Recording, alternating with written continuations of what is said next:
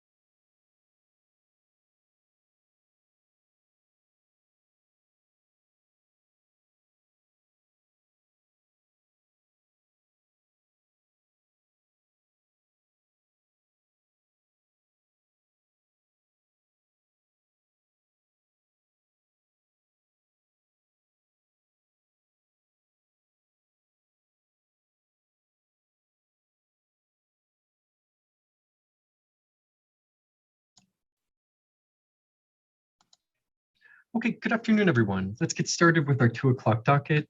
State of New Mexico versus Isaac Martinez, T4DW 2020-1474. Richmond for the state. Elise Funk on behalf of Isaac Martinez, who is present via video conference, and with me is co-counsel Logan Wexler. Okay, welcome parties. Okay, and we're set today for a trial. Mr. Richmond, is a threshold matter. Is the state ready to proceed? Yes, Your Honor. Okay. And then, okay, so I see we have 2 officers on here. And Mr. Richmond, would you like me to place the officers in a breakout room, or would you like to just give them a call when it's their turn to testify? How would you like to handle that?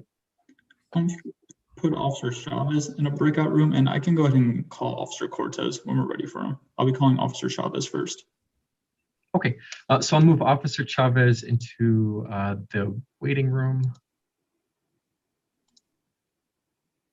And so then Officer Cortez, you're good to hang up, and then the DA will give you a call when it's your turn to testify, okay? Yes, Your Honor. Okay, great, thanks. All right, and so Mr. Richmond, what charges is the state proceeding with today? Aggravated DWI first and failure to maintain lane.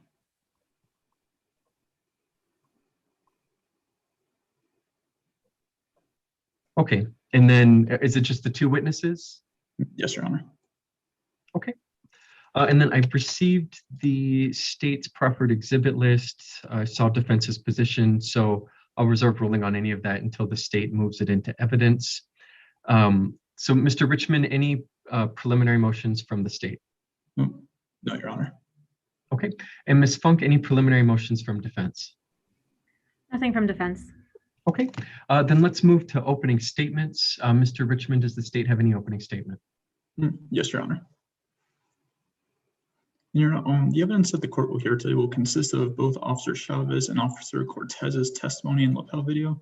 And that evidence will show the defendant's poor driving. We'll hear how the defendant admitted to driving, how he wasn't paying attention to the road due to being on his phone, and because of that, how he ran into a light pole. And despite crashing into that pole, the defendant would continue to drive before the officers contacted him. And when Officer Cortez contacted the defendant, you will hear how he observed a strong odor of alcohol emitting from the defendant. And he will also testify as to some of the unusual actions that the defendant exhibited. We will also hear how, although the defendant did deny drinking on the date of incident, we will hear the exact wording on how he did so, which the state believes is very important. We will also hear how the defendant refused the standardized field sobriety test twice, and how after the defendant was read the Implied Consent Act, he refused a breath test. And the state requested the court listen to the evidence presented and come to the verdict that is supported by that evidence, that the defendant is guilty of both failure to maintain lane and aggravated DWI first. Thank you, Your Honor. Okay, thank you, counsel. And Ms. Funk, any opening from defense? All right, Your Honor, I'll give opening. Logan Okay, Martinez.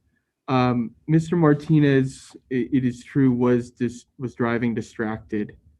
He looked down at his phone just for a second and swiped up against the light pole and then parked immediately after. I don't think you'll see any evidence that he continued driving for any reason. He was driving his dad's work truck. When police showed up, he was compliant. He was cordial. He gave them the requested documents. Officer Cortez offered him field sobriety tests, and he said, "No, not right now. I need a break." And at that point, he had been hit in the face with an airbag 16 minutes prior. The state today, we believe, will present insufficient evidence that this was a DWI at all. They'll ask you to jump to the same conclusion that Officer Cortez did. And so at the end of this case, we'll ask you to find Mr. Martinez not guilty. Thank you, counsel. And with that, Mr. Richmond, let's see, is Officer Chavez your first witness? Yes, Your Honor. Okay, I'll admit him in from the waiting room.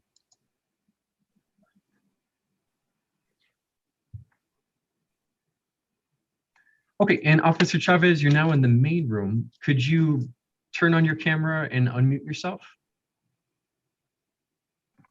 There we go. Okay, and welcome, sir. I'm gonna go ahead and swear you in for your testimony. Could you please raise your right hand? Yes, sir. Do you swear and affirm that the testimony you give is the truth, the whole truth, and nothing but the truth under penalty of perjury? Yes, sir. Okay, thank you. With that, Mr. Richmond, your witness for direct examination.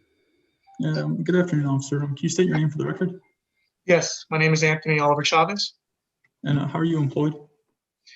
I am employed through the city of Albuquerque as police officer in the Albuquerque Police Department. And how long have you been employed in law enforcement? I'm going to say just a little over a year now, sir. And are you a full-time sworn salaried commissioned peace officer? Yes, sir. And how are you currently assigned? I'm currently assigned in the Southeast Area Command, sir. And were you on duty on October 4th of 2020 around 1:04 a.m.? Yes. And what were your duties on that date? Calls for service, sir. We answer basically emergency calls from the citizens of Albuquerque, and then if they see anything suspicious, they'll call us for it. If we see anything, driving behavior, traffic stops, anything like that, sir. And what were you wearing? I was wearing my full duty uniform. I had my badge on my left side, displaying the insignia of the department, as well as my duty belt and my riding in my patrol unit or marked vehicle, excuse me.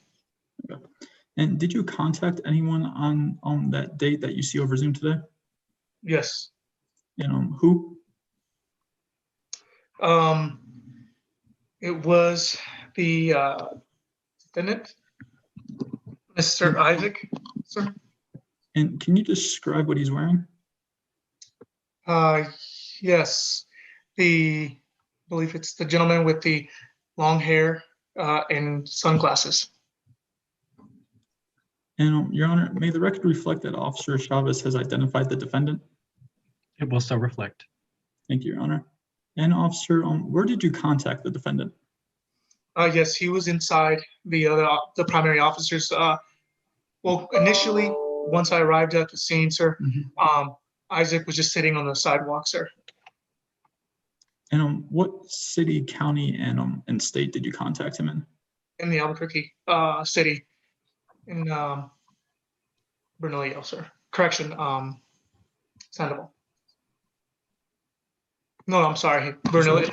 It was in Albuquerque City, sir. My apologies. No worries. Thank you, officer. And what was your involvement in this incident? Yes, we were dispatched to a vehicle crash, sir. That was in the Lomas Boulevard intersection, as well as intersection of Lomas and San Mateo. And did you at any point talk to the defendant? After medics saw Mr. Isaac,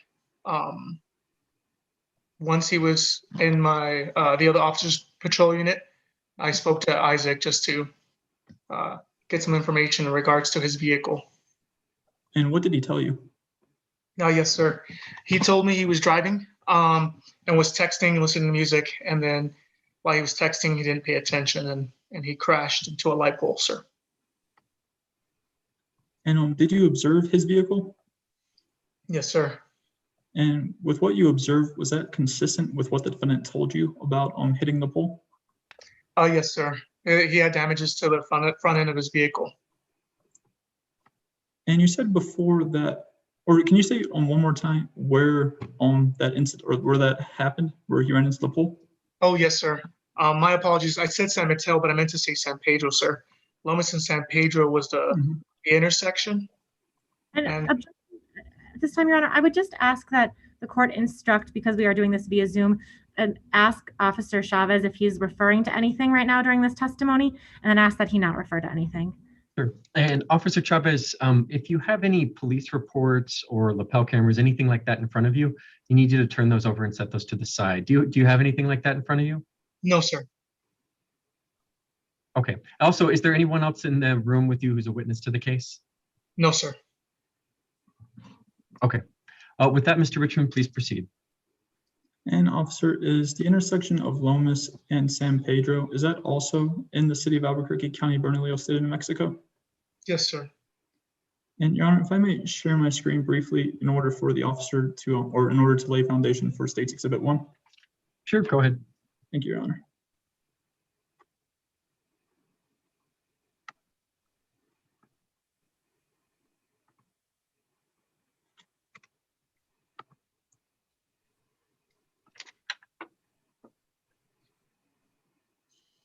All right, and Officer Chavez, can you see my screen? Yes, sir. All right. Cool, bro. So exactly what happened? So were you traveling eastbound? All right. And Officer Chavez, do you recognize what's on the screen right now? Yes, sir. And what is it? That's Isaac Martinez in the back of the primary officer's unit, or police marked vehicle. And what exactly is it that we are viewing? It's Mr. Isaac in handcuffs in the back of the police car. Or do you know what this footage is from? Yes, it's from the night of the incident of the vehicle crash that we were dispatched to. And you know who recorded this footage? Yes, that was from my lapel, sir. And how do you know it's from your lapel? Because it's me holding Isaac Martinez documents for his vehicle when I'm entering in the vehicle crash report. Right. And is your lapel in the same or substantially same condition as it was on the date of incident? Yes. Right, and Your Honor, the state moves to admit State's Exhibit 1 into evidence. Okay, and defense? Defense does not object to the timestamps 11:20 through 12:35 and 13 through 13:07, or actually withdrawn, Your Honor. We don't object to 11:20 through 13:07, those timestamps. Okay, and Mr. Richmond, is that the timestamp that you're moving in? Yes, Your Honor. However, at this time, the state only plans on playing until the 12-minute and 35-second timestamp. Okay. All right. So State's Exhibit 1 from 11:20 to 13:07 will be admitted into evidence. Thank you, Your Honor. Yeah, I was. And then what happened? So I was traveling east, right? And I just was listening to music and I was texting and driving and I didn't pay attention and crashed into some pole. Okay. And that's when you hit that little light pole, right? Yeah. Okay. That's when I did that. Okay. And then that's when your airbags just kind of deployed? Yep. I was trying to like fix it and trying to get back on the road. Okay. No, that's cool, man. And that's what I wanted to know. Okay, I appreciate it. All right.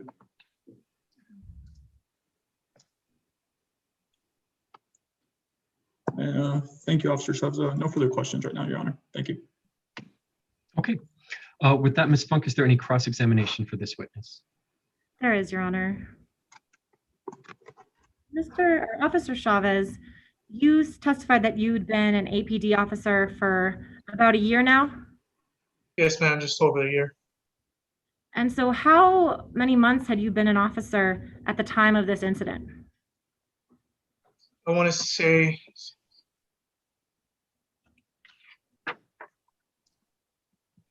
8 months, ma'am.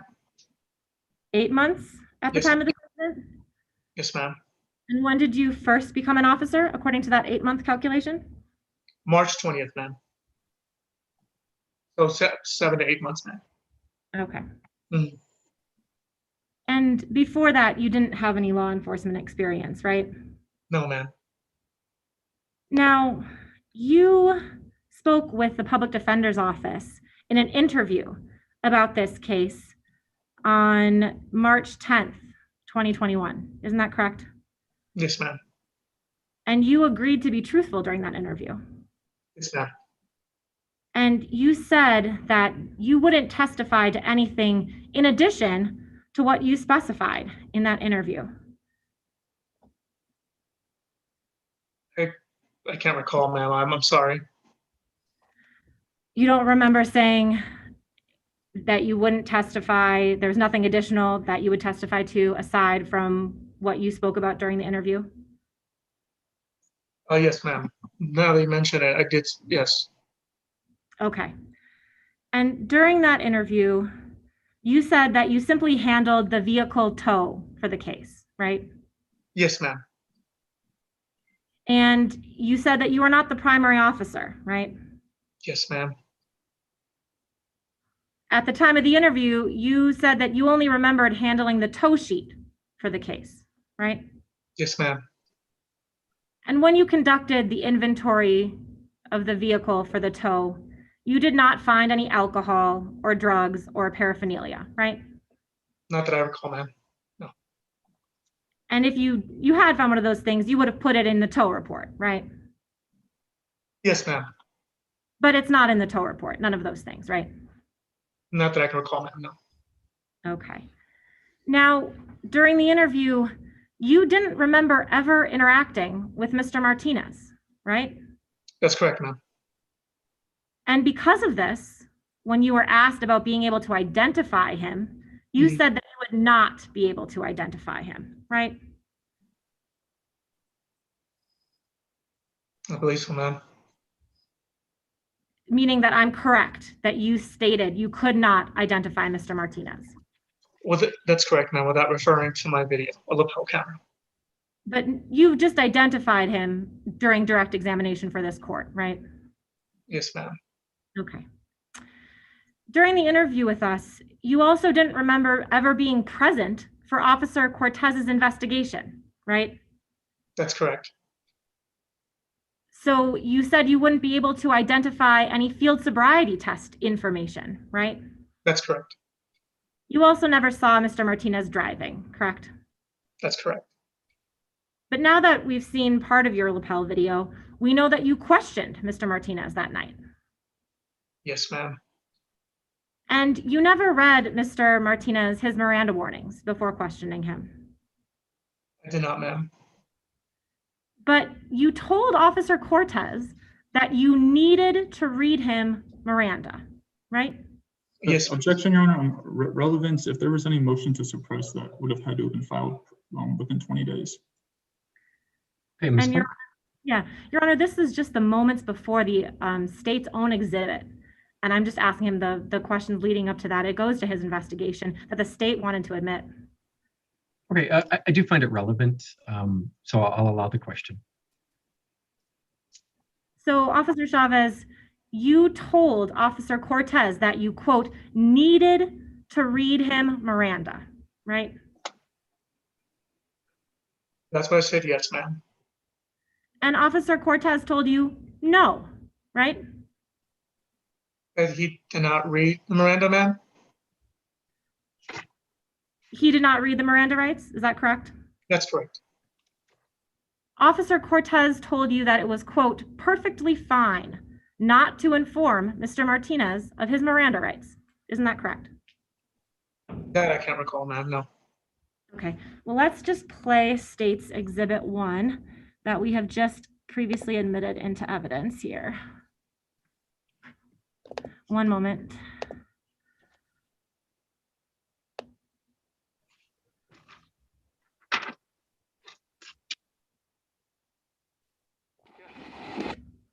Okay.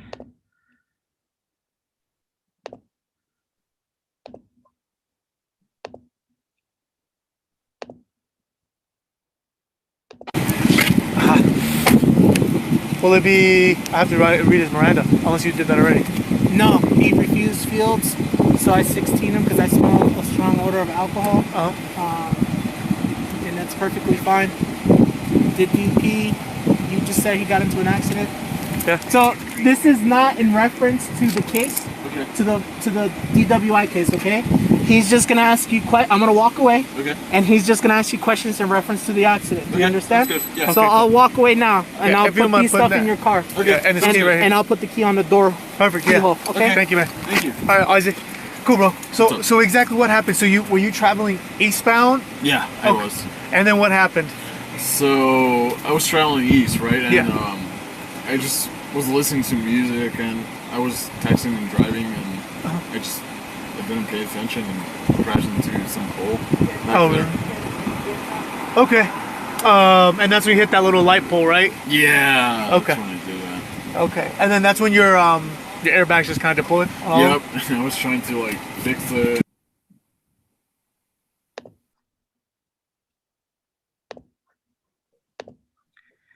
So, Officer Chavez, now that we've had a chance to look at that, Officer Cortez told you that it was perfectly fine not to inform Mr. Martinez of the Miranda warnings, right? Yes, ma'am. even though when you were questioning him, he was in the back of a police vehicle. And he was also handcuffed in the back of that police vehicle. Yes, ma'am. And he had already been arrested. Yes, ma'am. But you decided, knowing all that, to question him without giving him Miranda rights that you had just confirmed that he needed to be given. Objection, Your Honor. Asked and answered. Ms. Funk? I'm asking if, with all that in mind, he still chose to do that, and I wanted to confirm that that was an understanding that he had at the time, Your Honor. Okay, I'll overrule the objection. He can answer the question. And Mr. Chavez, even though he had already been arrested and you had just established an understanding that, according to you, he needed to be Mirandized, you decided to question him without giving those Miranda warnings.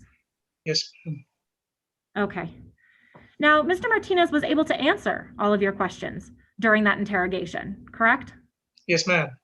He remembered what direction he had been traveling, right? Yes, ma'am. And he explained what happened to cause the accident, right?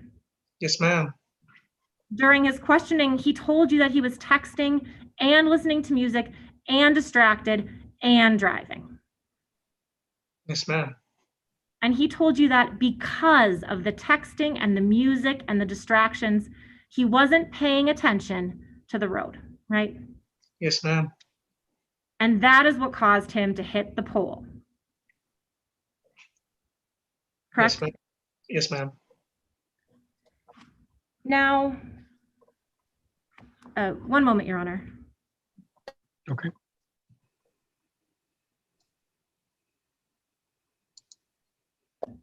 No further questions. Okay, thank you. Mr. Richmond, is there any redirect examination? Just briefly, Your Honor. And Officer Chavez, did you only do the tow sheet in this case? Yes, sir. I did a tow sheet and the vehicle crash report, sir. And were you the primary officer? For that crash report, yes, sir. Or I'm talking about for this case in general. No, sir. And at the time that you conducted your PTI with public defenders, did you review your lapel video beforehand? No, sir. And did the defendant tell you that he was driving? Yes, yes, sir. He was traveling eastbound, sir.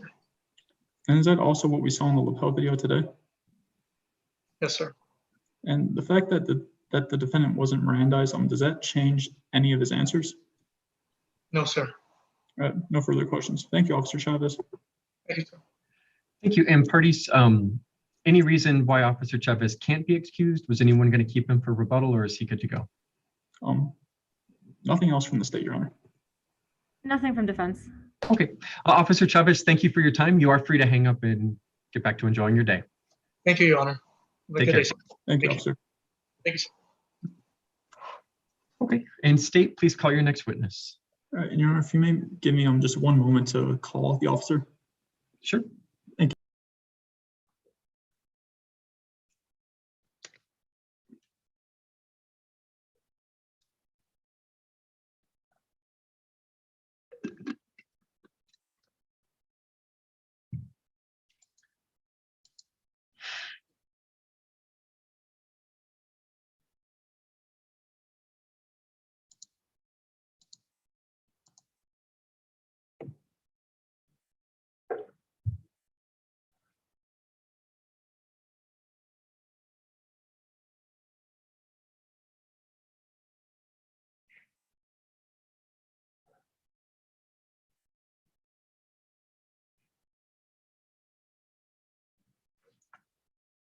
Okay, there we go. And I'm admitting Officer Cortez in from the waiting room.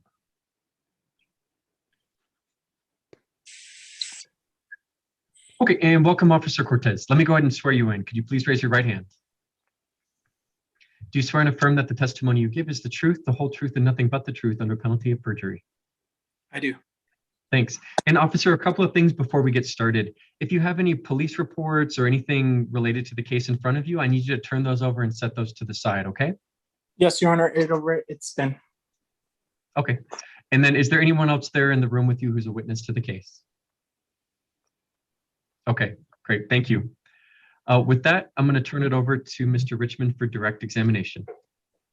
Good afternoon, officer. Can you state your name for the record? Officer Cortez, Jonathan Cortez with the Albuquerque Police Department. And how long have you been employed in law enforcement? Approximately 4 years now. Are you a full-time sworn salaried commissioned peace officer? Yes. How are you currently assigned? I'm currently assigned as a downtown police officer for the Albuquerque Police Department. And were you on duty on October 4th of last year around 1:04 a.m.? Yes, sir. And what were your duties on that date? My day was to take calls for service, anybody calling 911, and basically also doing random patrols. And what were you wearing on that date? That day I was wearing my full duty uniform with my badge of office and driving my fully marked patrol vehicle. And did you contact anyone on that date that you see over Zoom today? Yes. Can the person wearing the mask and glasses, if they can remove that, please? Okay. And pursuant to the Supreme Court order, anyone who's in a mask may remove it for just a few seconds, but do not say anything while the mask is down. And anyone who's wearing a mask can go ahead and remove them now.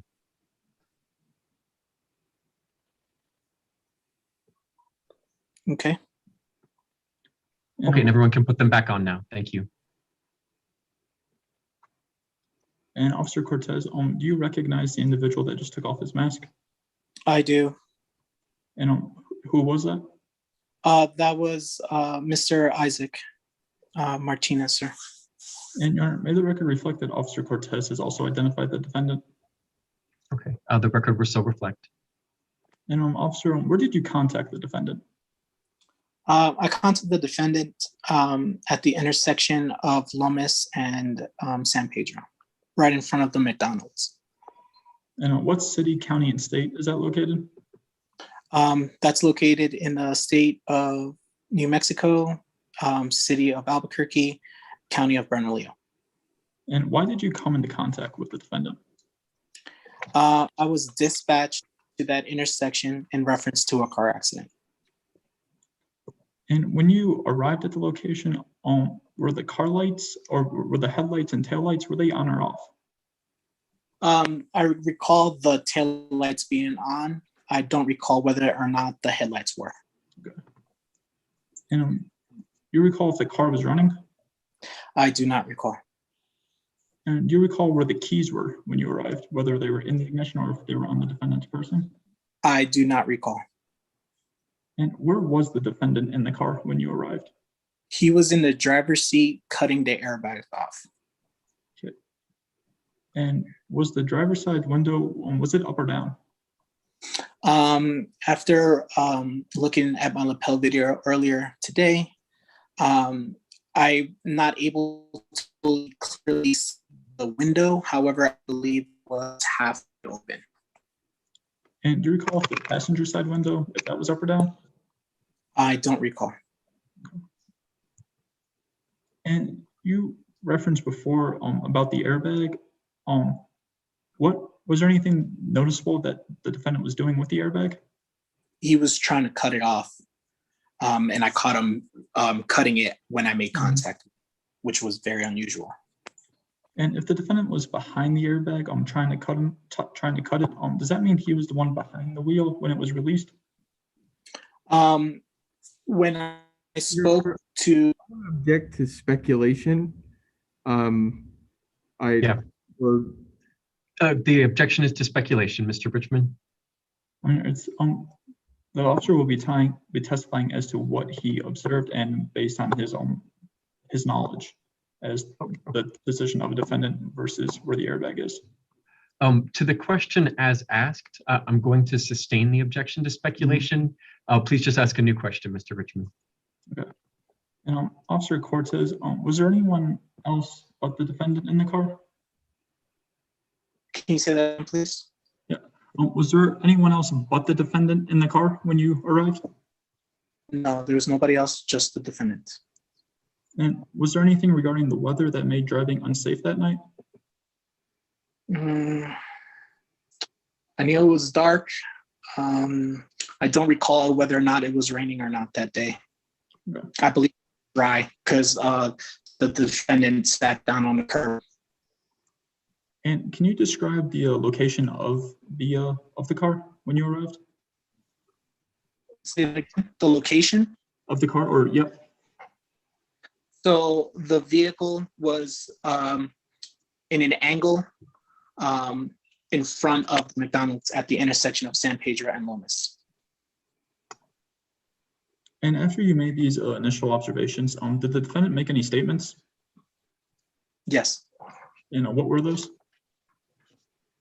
When I spoke to the defendant, I asked him if he was okay, and then asked him what happened, to which he informed me that he was involved in an accident, which occurred approximately 50 feet or 50 meters west of Lomas from where the vehicle was. And did the defendant say if he had anything to drink that day? He stated he did not have anything to drink. Do you recall the exact wording that the defendant used to respond to that question?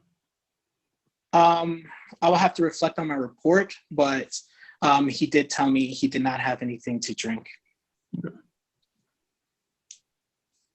And was there any damage to the defendant's car? Or did you observe any damage? And what was that? The only thing I recall was the tire passenger area. And can you go into a little bit more detail as to what you observed with that area? I believe he had a flat tire on the passenger side tire. And just because somebody hits a light pole, does that automatically mean that individual is intoxicated? No.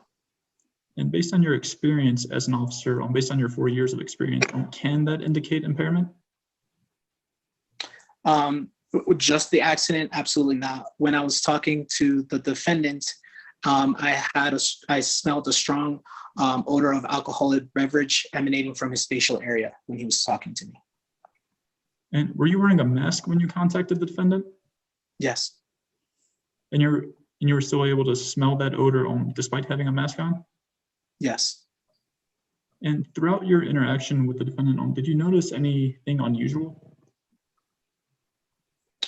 Can you ask that again, please?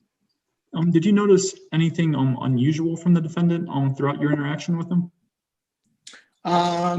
No, nothing unusual, just the initial contact, cut the airbag. That was very unusual. The strong odor of alcoholic beverage emanating from his facial area. And besides that, nothing else out of the ordinary. And was the defendant asked to provide any documents? Yes, license, registration, and proof of insurance. And did the defendant have those papers on him, or were they inside his vehicle? They were inside the vehicle. And was he able to access the inside of the car? I remember him trying to open the passenger side door, but it wasn't fully able to open. But from there, I don't recall, because I wasn't primary in the accident part. The other officer took care of that. So you will have to speak to him in reference towards the documents. Yeah. But do you recall as to which part of the car he went in first to try to obtain those documents? I believe the driver's side. And from there, where did he go? When I asked the gentleman to get the paperwork, he went to the driver's side, and then I guess he came out and then went towards the passenger side, but then couldn't open the door. So then after he couldn't open the passenger door, did he stay there, or what did he do after that? I don't fully remember. I'll have to reflect on my video to give you that information. And did medical or emergency come to the scene? Yes, they did. And did the defendant have any injuries? Objection. If the EMTs evaluated him and made any determination about injuries, that would be either hearsay or speculation on Officer Cortez's part. I think a proper question would be, did you observe any injuries, or did he complain of injuries to you? But anything about EMTs is. So the question didn't ask if the EMTs passed on any diagnosis. The question was, were there any injuries? And so the officer can testify about any injuries he observed. So I'll overrule the objection with that clarification. So Mr. Richmond, you can ask the question again. And Officer Cortez, did the defendant have any injuries? Not that I'm aware of.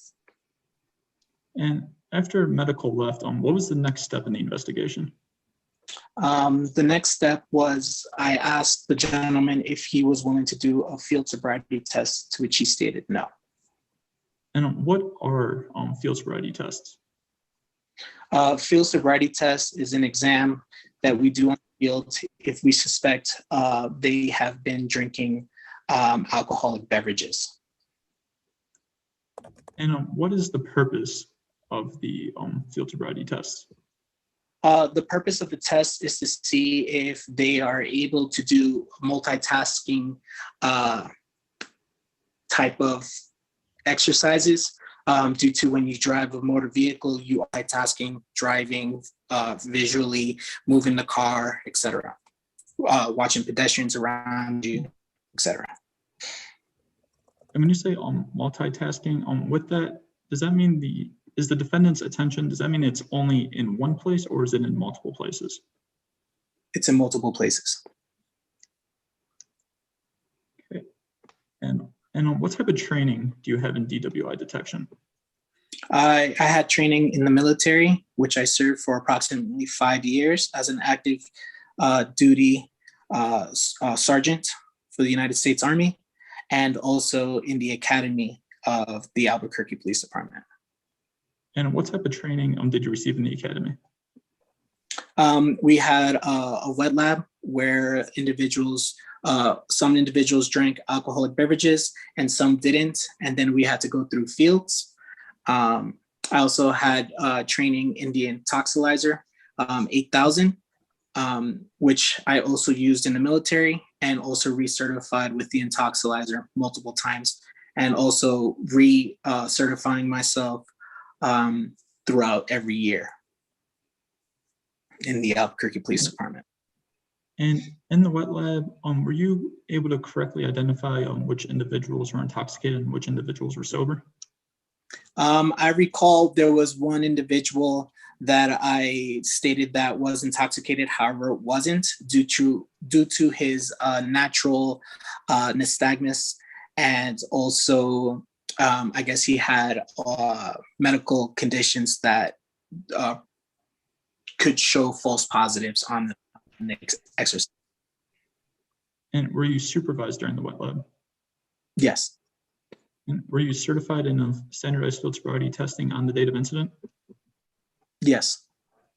And have you arrested everyone that you've investigated for DWI?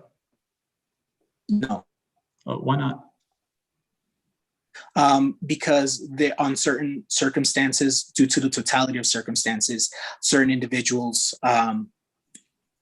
are legitimately in a car accident or legitimately not intoxicated or showed any signs and or clues during the exercise of the field sobriety test.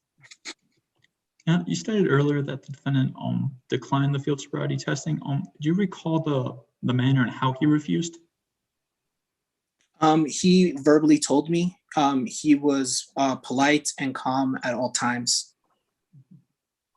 Do you remember specifically what he said? I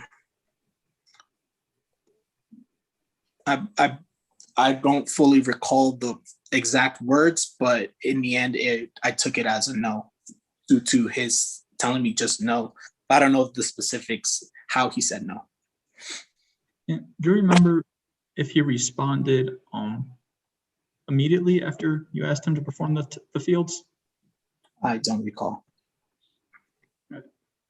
Did the defendant say if he had any injuries that would prevent him from conducting the field sobriety tests? I didn't ask him if there were any medical conditions that would prohibit him from to do the field sobriety test.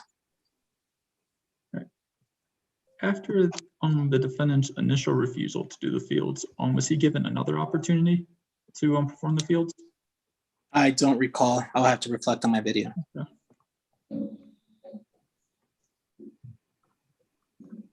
Had the defendant not refused, can you describe the conditions of where the field sobriety test would have been conducted?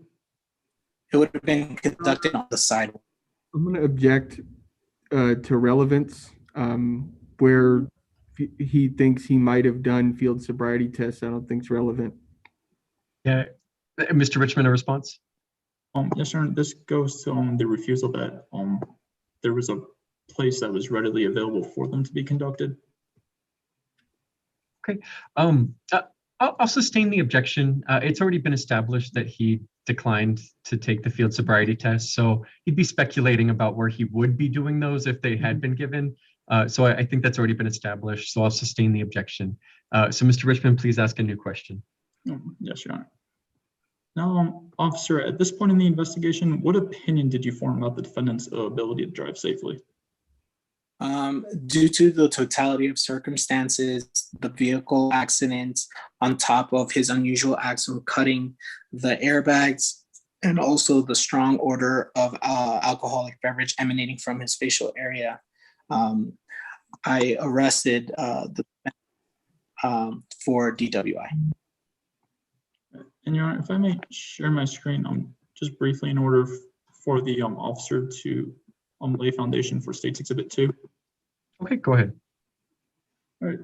And then just beforehand on the timestamps that for this part, I will be playing 6 minutes and 30 seconds to 7 minutes, or excuse me, 40 seconds to 2 minutes and 54 seconds, and 6 minutes and 30 seconds to 7 minutes and 35 seconds.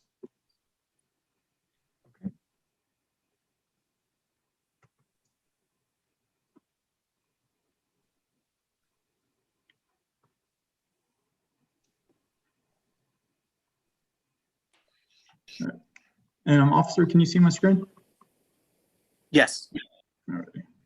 120 on the call. And officer, do you recognize what you do, or the footage on my screen right now?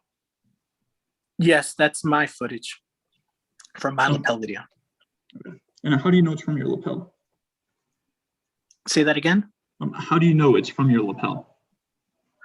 Because I was the first officer on scene, and I was the officer that made contact with the driver.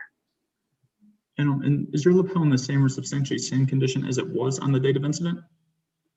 Say that again.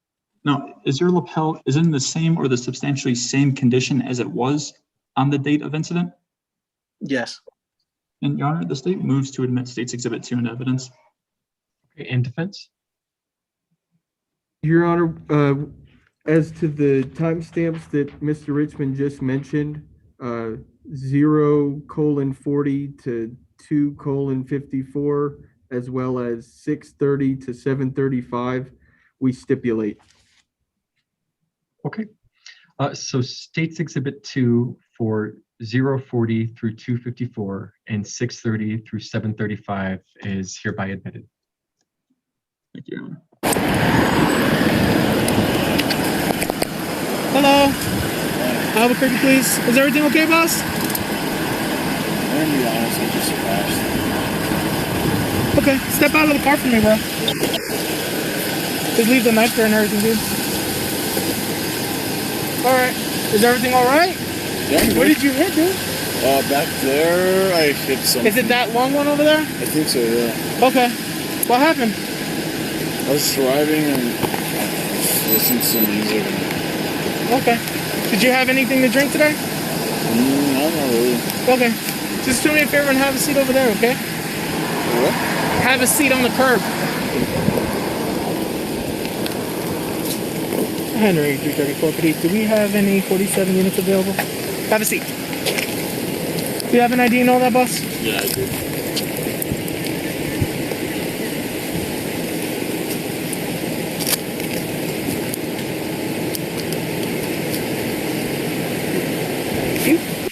All right. Do you have insurance and all that information in the vehicle? Yeah, I do. Okay. Can you get that for me? Yeah.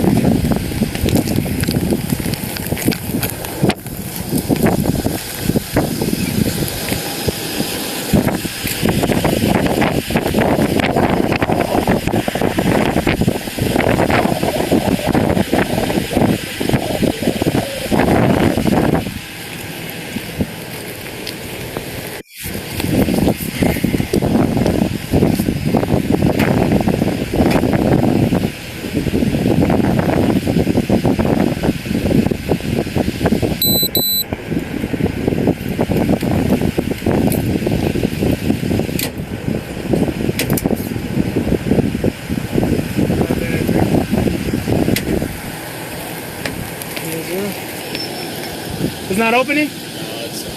You can't get it from the driver's side? Yeah. Yeah, try to get that for me, along with the registration and everything.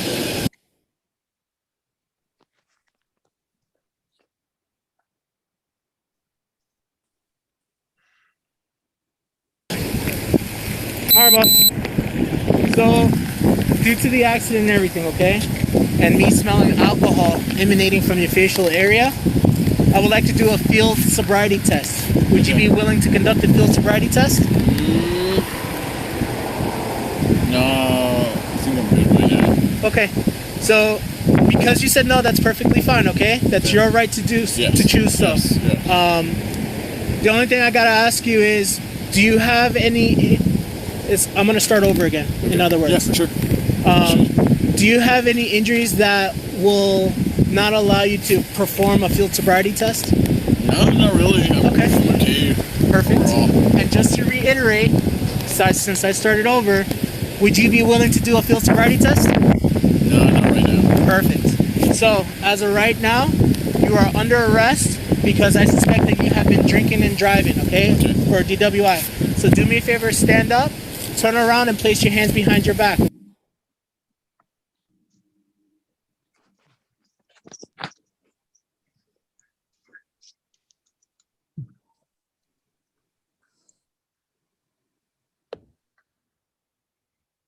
All right, and officer, after receiving that lapel video, do you know, were you able to see if the car had its headlights on? No, I was more focused on what the defendant was doing. If you come back again, I can let you know. Absolutely. And Your Honor, may I play on the beginning of the lapel video? Before that, can I just object to the relevance of whether at the time when police made contact with him, whether the headlights are on or off? Your Honor, I am going to overrule the objection that is relevant to the question at hand. Mr. Richmond, the exhibit's in evidence. You can use it as you see fit. Thank you, Your Honor.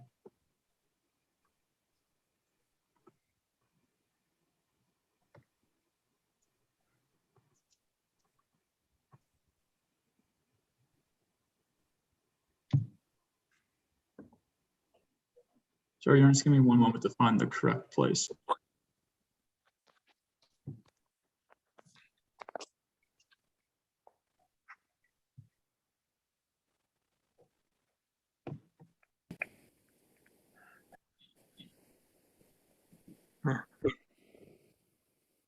Okay. Oh, sorry, I was on mute. At this point, officer, are you able to see the front of the car? I'm able to see the shadow, sir. Good. Are you able to tell if the headlights are on? They are on. Right. Thank you, officer. And one moment to get resituated here. And now after seeing that, do you recall how the defendant responded to the question if he had anything to drink on that day? Yes. And what did he say exactly? He was like, no. Do you recall if he said anything else after the no? There was a lot of background noise, but that's all I recall at this point. All right. And officer, if I may, Your Honor, if I may play just a brief 3-second clip regarding this question. Sure, go ahead. All right. Thank you, Your Honor.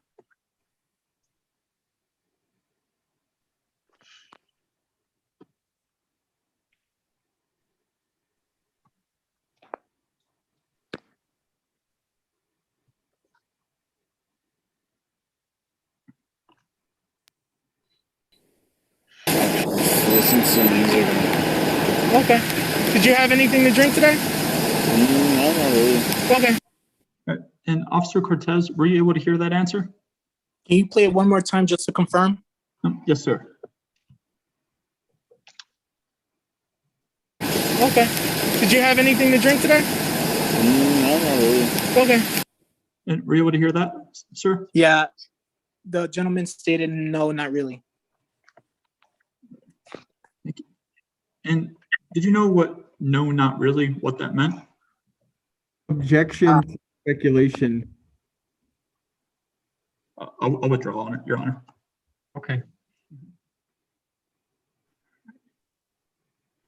And officer, again, after viewing the lapel, do you recall after the defendant was asked to get his license or his insurance and registration, if he ended up going back to the driver's side to obtain those documents? So when I asked him, after reflecting off my lapel video, he first went to the passenger side, then went to the front driver's side. It appeared like he attempted to go getting the stuff, but then I guess he came back out, went to the passenger side, attempted to open the door, and then that's when I asked him, was like, you can't open the door, to which he stated no. So I was like, okay, can you get it from the driver's side? To which he then went back around again to get the proper documentations that were requested from him. Thank you, officer. And after the defendant was asked to perform the field sobriety test, do you recall if he responded immediately or if he took a pause? He took a pause. He was appeared to be on response.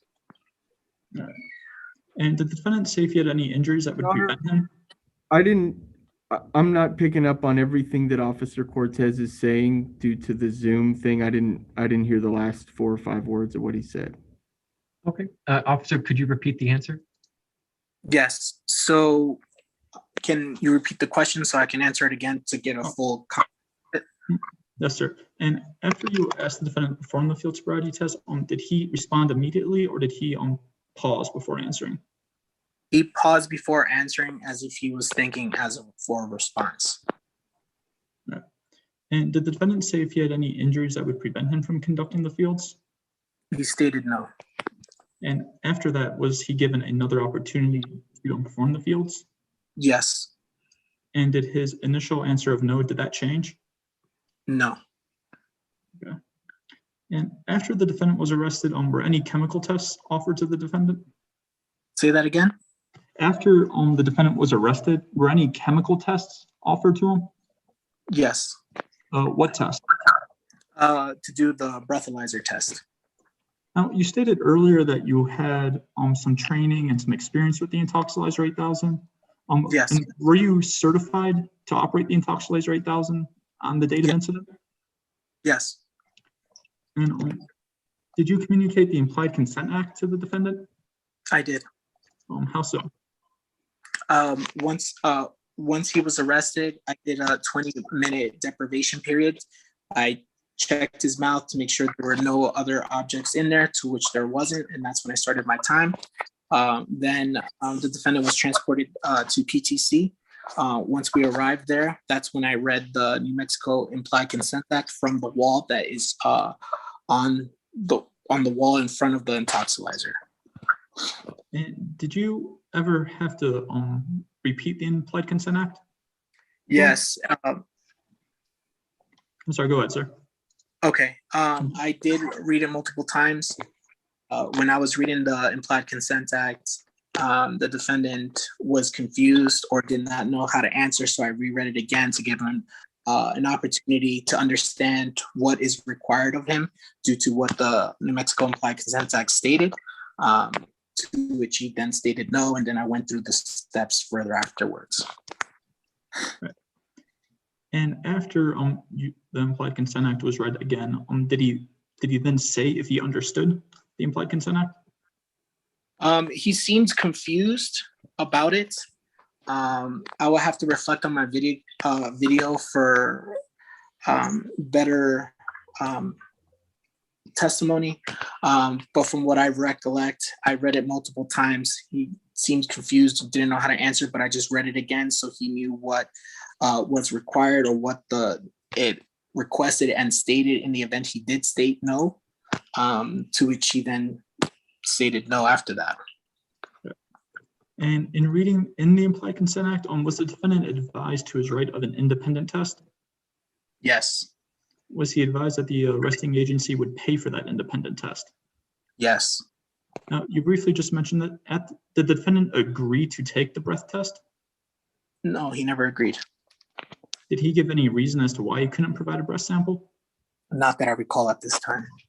Did the defendant refuse by actions or by words? I believe by words. Words. No, he said no. And did you explain the consequences of a refusal? Yes, which is part of the New Mexico Compliance Consent Act. And do you recall if you had to explain those consequences once, or if you had to explain them multiple times?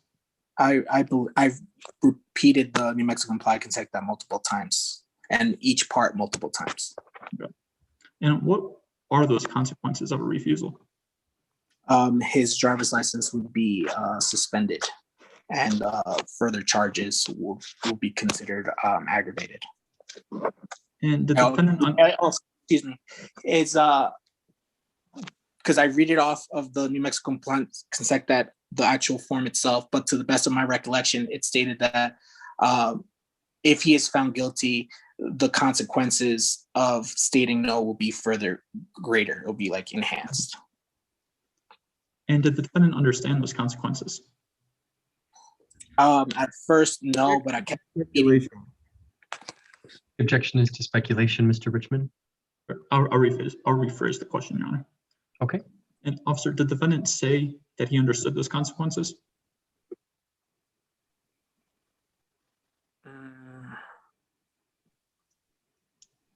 After reading, yeah, I read it to him over and over again. So yeah.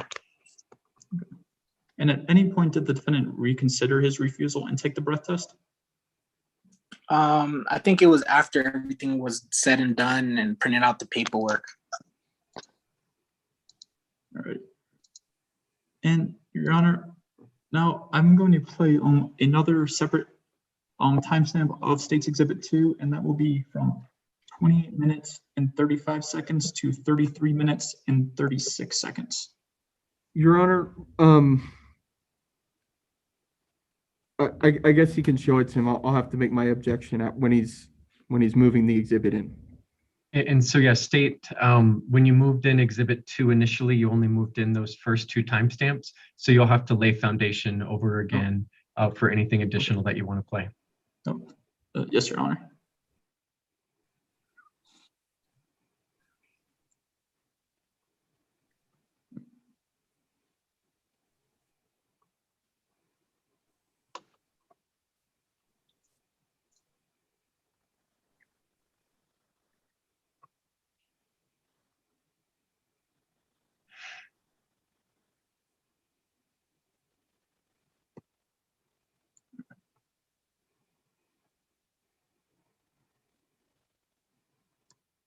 And officer, can you see my screen? Yes, sir. All right, let me get it to the exact timestamp. All right.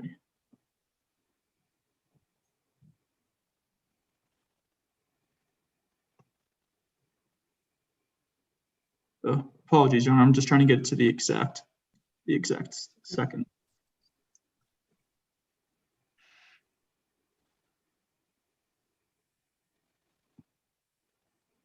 All right, there we go.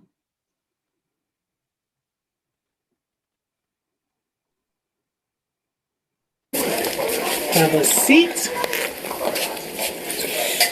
All right. Alrighty, and Officer Cortez, do you recognize this footage? Yes. And what is it? My lapel video. And is the lapel in the same or substantially same condition as it was on the date of incident? And Yes. Your Honor, the state moves to admit State Exhibit 2 of these timestamps. And the timestamp this time is 28:35 to 33:36. Is that right? Yes, Your Honor. Okay, and defense. Yes, Your Honor. My objection is really to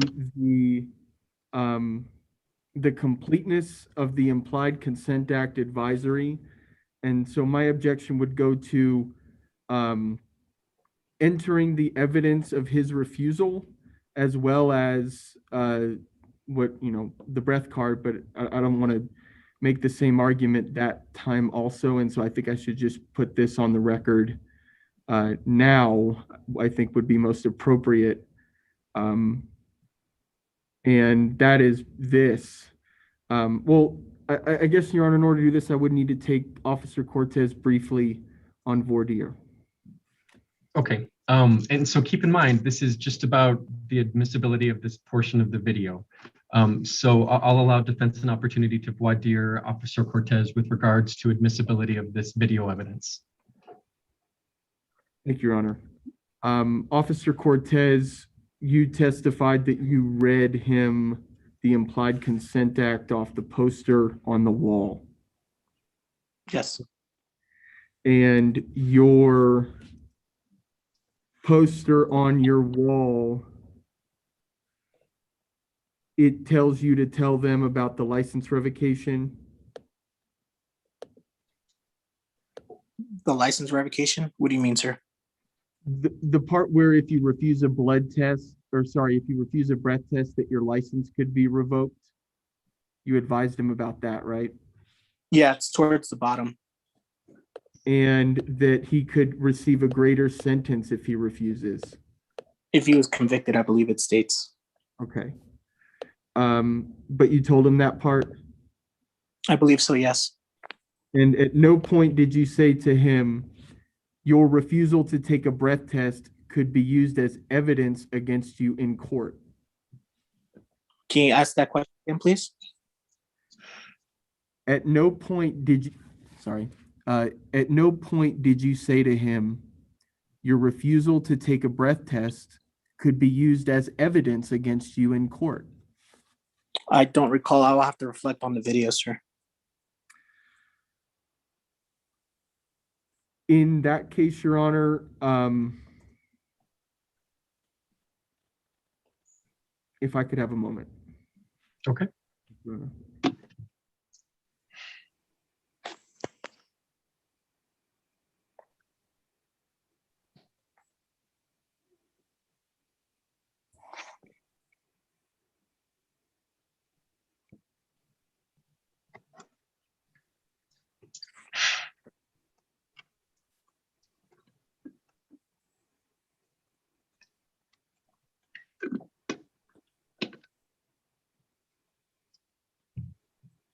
Your Honor, we stipulate to the video stamps offered by the state because I don't think there's a way for me to make this argument at this posture, and I'll just bring it to your attention when we look at the breath card. I tend to agree. I think you're trying to bootstrap a whole different argument that I'm going to hear at the end of this to the admissibility of a video. And so with that stipulation, States Exhibit 2, timestamps 2835 through 3336 is hereby admitted into evidence. Thank you, Your Honor. Your Honor.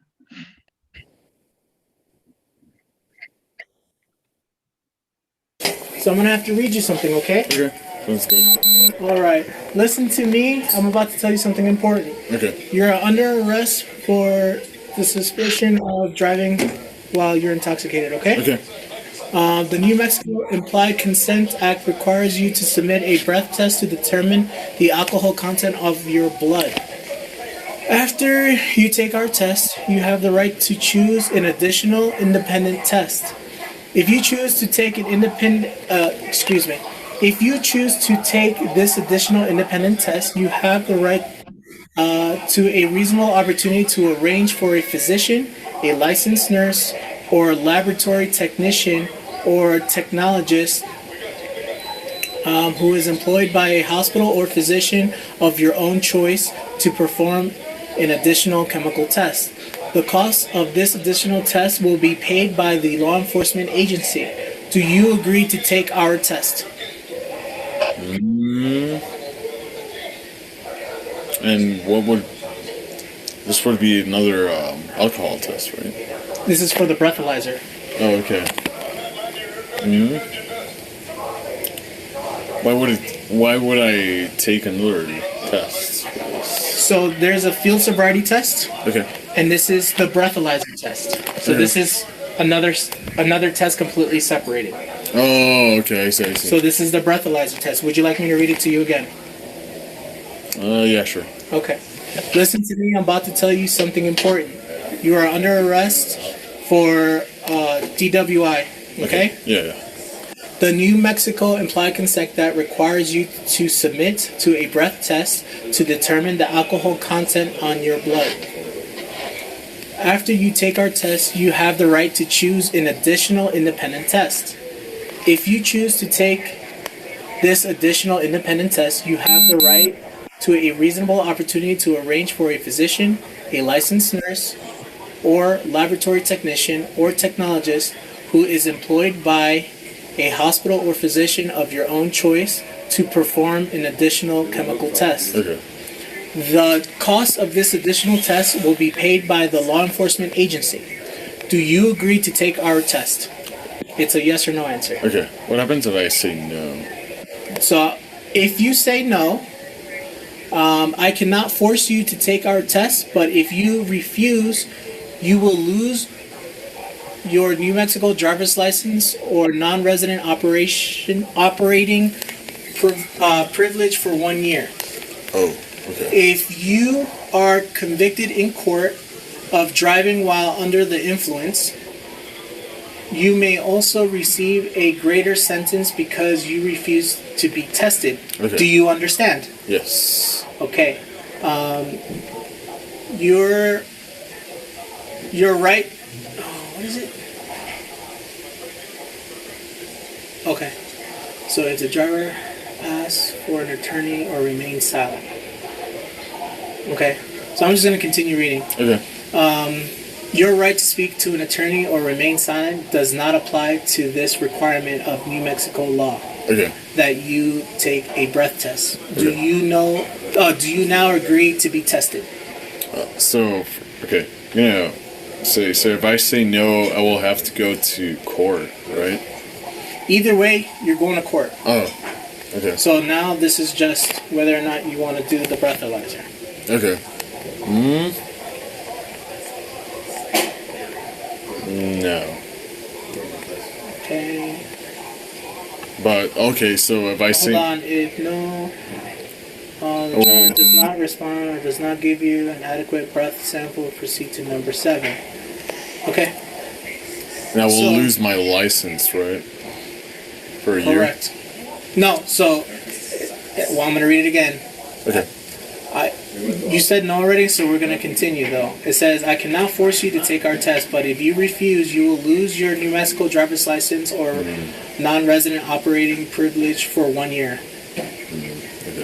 Okay? If you are convicted in court of driving while under the influence, you may also receive a greater sentence because you refuse to be tested. Do you understand? Yes. I mean, Okay. I already said yeah. Or no. That you understood. Okay? No? So stand up and then we'll go over there.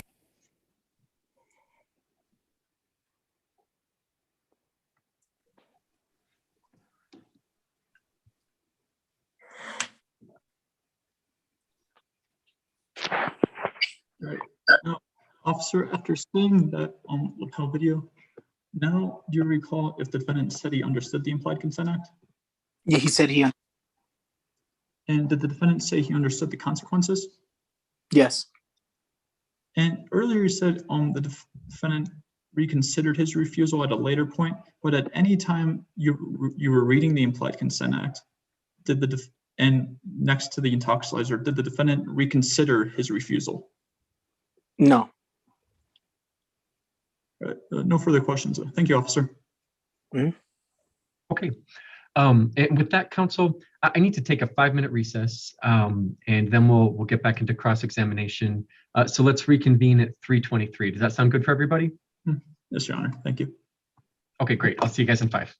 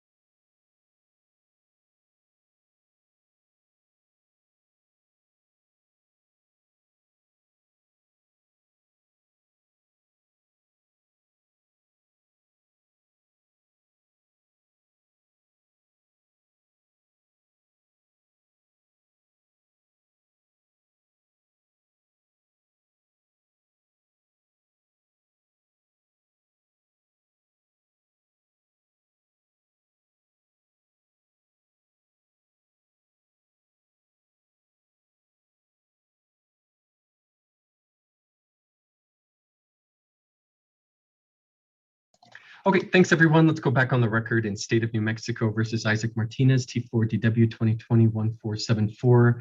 Looks like everybody is present. So let's resume with cross-examination of Officer Cortez. Mr. Wexler. Thank you, Your Honor. You got called out for this at 1:04 a.m. that morning, right? Yes, sir. And the call was about a crash. Yes, sir. You arrived at 1:09, 5 minutes after the call came out.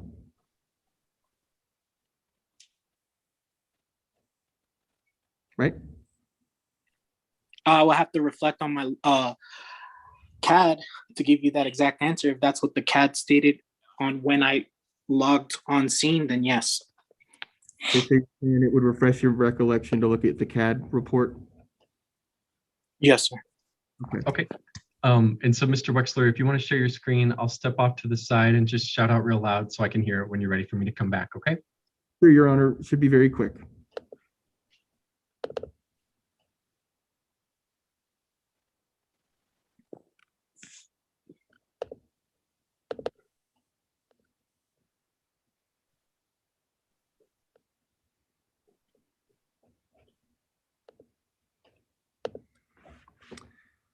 Okay, so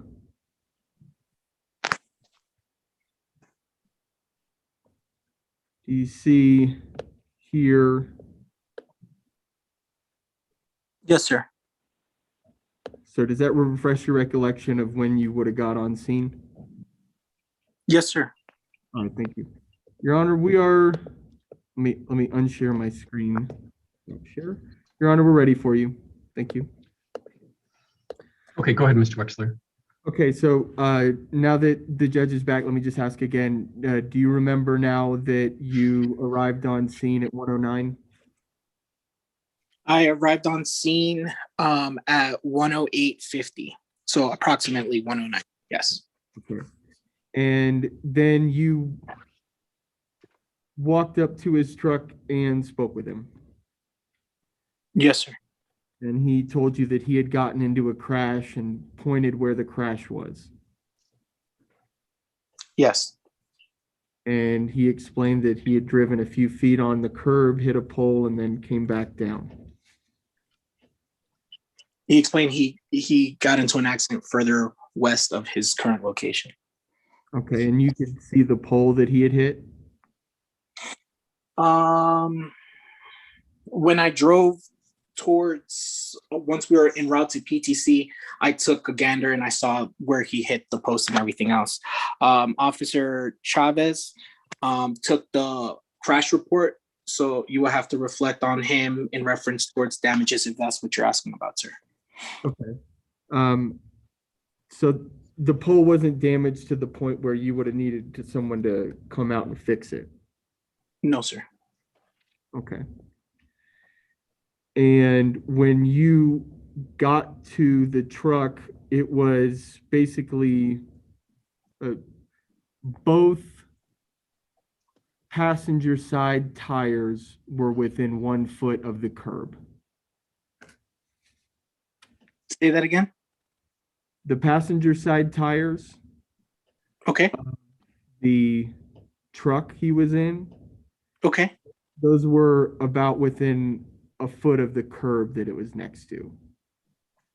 Are you asking me or? Yeah, everything I say today is going to be me asking you, and sometimes it might not sound like it. Okay. So you're asking me if the front on the passenger tires, if it was approximately 1 foot away from the curb? Yes. I will have to reflect on my lapel video. The only thing I recall as of right now, the rear back tire was further from the front one. The front one was closer, so it was a little bit more of a diagonal. And if I'm not mistaken, I believe the tire was also turned toward the right a little bit. Okay. The front. Okay. So immediately when he got out, you expanded your investigation into an investigation about DWI, right? Yes. And that was based on the odor of alcohol. Strong odor of alcohol, alcoholic beverage emanating from his facial area, and also him cutting the front airbag from the driver's seat, from the driver wheel. Right. You didn't note any bloodshot, watery eyes. I'll have to reflect on my report. So it would refresh your recollection if you were Yes, able sir. to report. Okay. Yes. If I could have just a moment to show him that. Thank you. Okay. And again, just shout out real loud once this memory is refreshed, okay? Yes, Your Honor.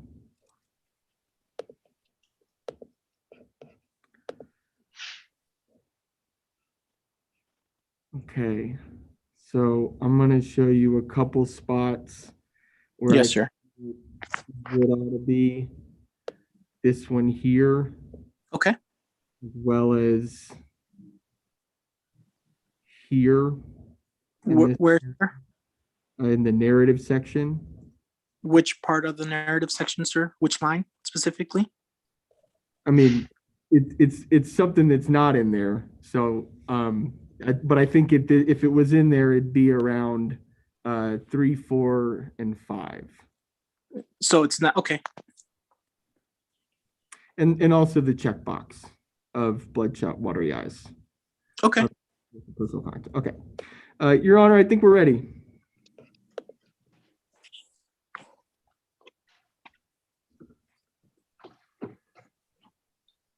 Okay, Mr. Wexler, please continue. Thank you. So, Officer Cortez, your memory is refreshed about what's in your report, Yes, sir. and you didn't note any bloodshot, watery eyes on that night, No, sir. and you also didn't note any slurred speech, No, sir. and you asked for his ID, right? Yes, sir. And then he got that out of his wallet and showed you, Okay. didn't he? Are you asking? Yes. And when you asked for his insurance, he went to the passenger side door and it was locked and he couldn't open it. I don't know if it was locked, sir. Okay, did you see him touch the handle and then the door not open? I'm not sure, sir. I will have to reflect on that again. It appeared like he tried to open it. Okay. So while you were speaking to him, he was very compliant. Yes, absolutely. He was beyond compliant, respectful, perfect in terms of compliancy. Absolutely. And both of his airbags deployed in the wreck. Are you asking, sir? Yep, every time I'll be asking. All right. And every time I'll just be confirming that, okay, sir? I just recall right now just the steering wheel airbag being deployed due to him cutting that. I don't recall whether or not the passenger side was. Okay.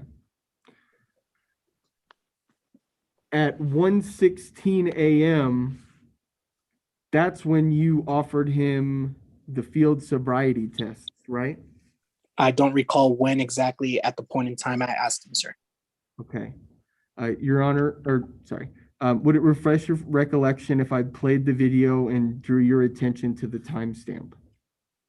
I will try to see if I can see it. I will let you know if it's at that time frame, sir.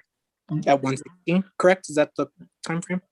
I'm going to object to the time that the fields were offered on the basis of relevance. Sure. Happy to answer. So the objection is to relevance. Yes, Mr. Wexler.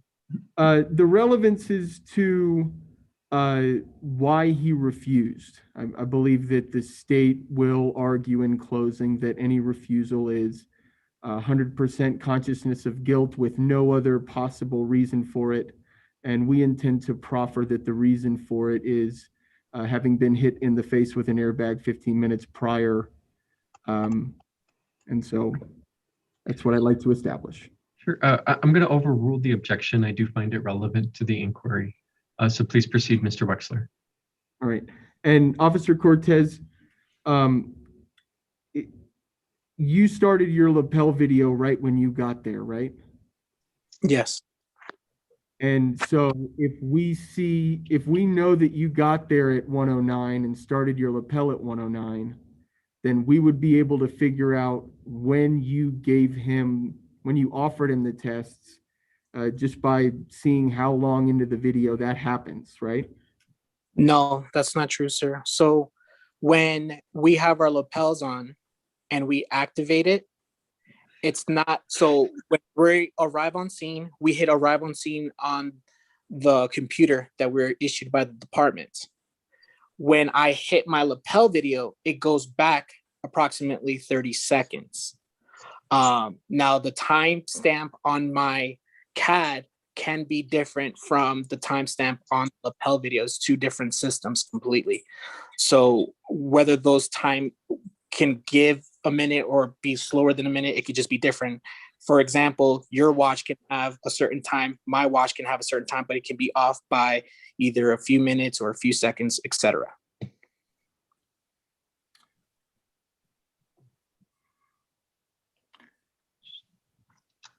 So we know that you arrived according to the CAD time at about 109. Correct. And that you started your video about at 109 when you got there. If we're going off of the basically only the CAD, yes. Okay. And so if we could watch your video and see how long into the video, how much time passes from when you turn it on to when you're giving him the test or offering the test, since you didn't stop your video at any time, we should be able to tell about what time, give or take 30 seconds or a minute, at about what time you offered him those field tests. Okay. Your Honor, can I refresh Officer Cortez's recollection with this video? Sure. And is it video that's already been admitted into evidence? Yes, Your Honor. I could also just play it for everyone since we've all seen it. Yeah, so since you're going to be refreshing with State's Exhibit 2, which has already been admitted into evidence, you can go ahead and just play it. Sure. Thank you, Your Honor.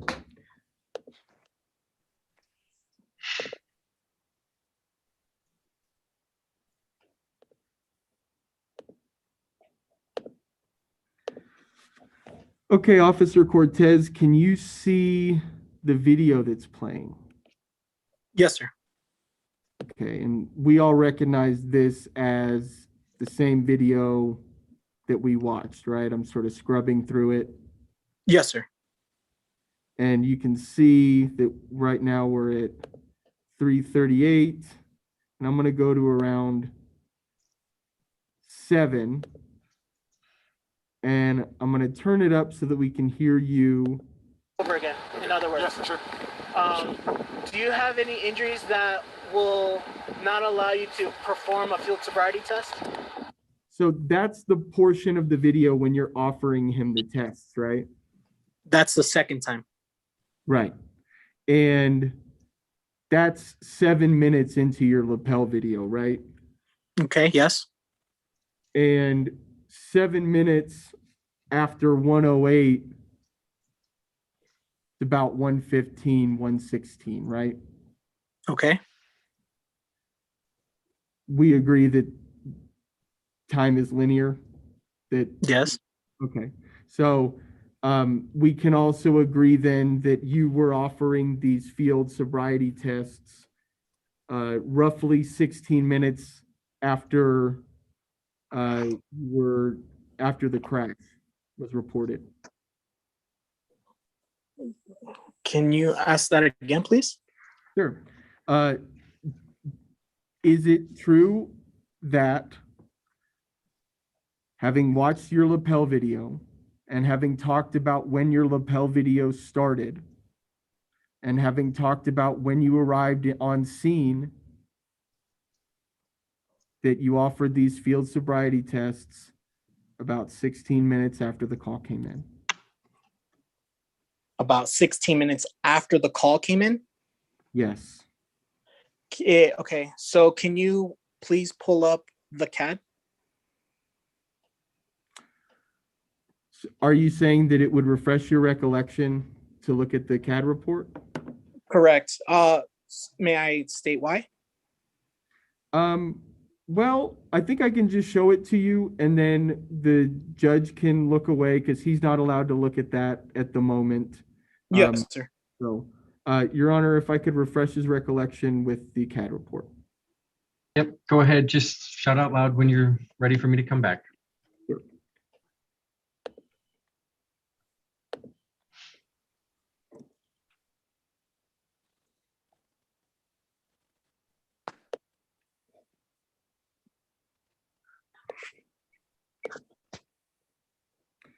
Okay, so this is the CAD report. Looks like this call is created at the top at 1:01:28. Okay. Um, Yes, sir. so does that refresh your recollection about where or when the call came in? 101. Okay, I understand. Yes, sir. All right, Your Honor, we're ready.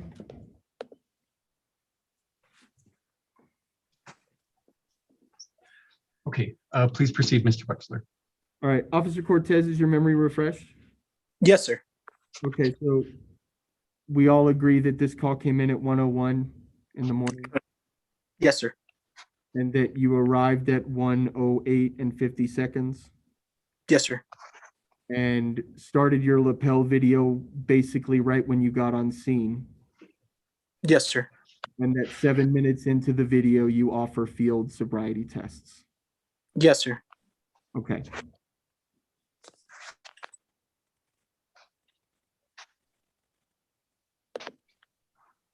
Now, when you were offering him the tests, you didn't tell him what the tests were going to be about.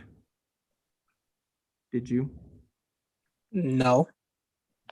And so the tests that he was refusing on scene, he may not have known what kind of tests those were going to be. Objection, Your Honor, speculation and beyond the scope of direct. Okay, Mr. Wexler, response.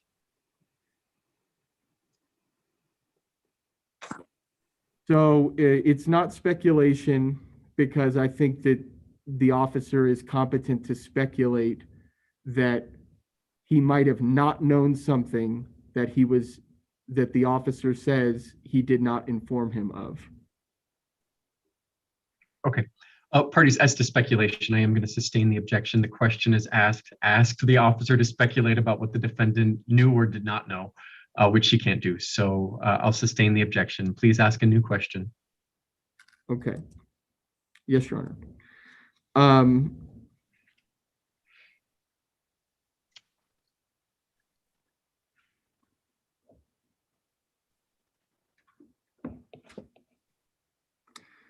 So later on in the night, when you were offering him the breath test, he asked you, why would I take another test?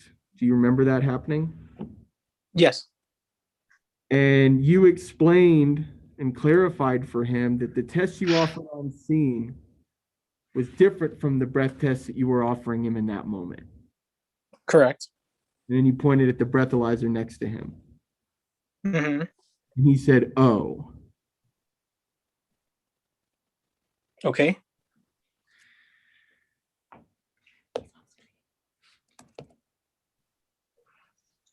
And Officer Cortez, if you wouldn't mind, keeping your face in frame. Sorry.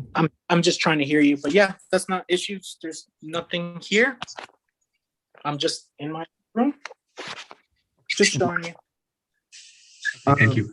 Thank you for that, officer. Mr. Wexler, please continue. Yes, Your Honor. And so we can agree that it looked like there was some confusion about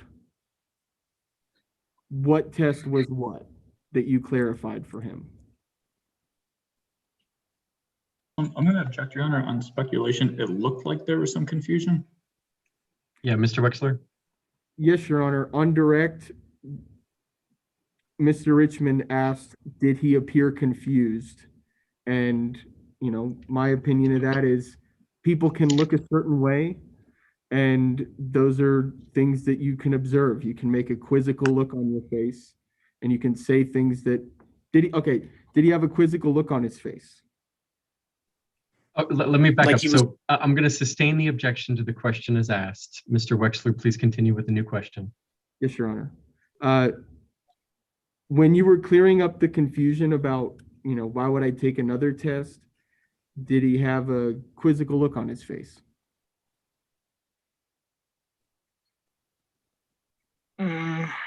I don't recall at that point in time. I'll have to reflect on the video. Okay. So let's see.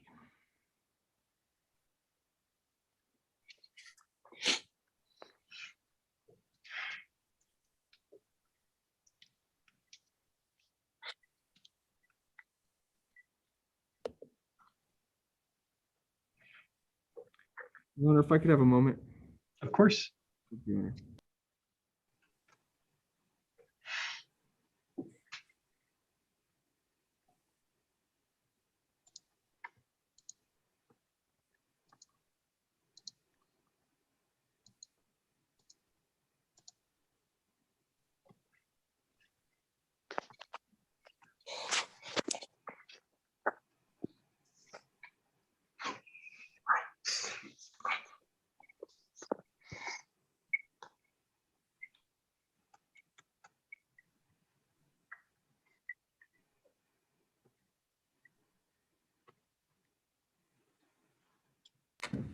Now, your standard operating procedures, they require you to record all of your interactions for any call of service. Right? Are you asking, sir? What, can you ask that in a question format, please? Sure. Now I'm going to ask you about your standard operating procedures with APD. Do you know those? Depending on which ones you're talking about specifically, sir. Just the important ones. So, Okay. Your SOPs require you to record all of your interactions with any call for service, right? When in contact with the personnel. Okay. And that also includes contact with members of the public, right?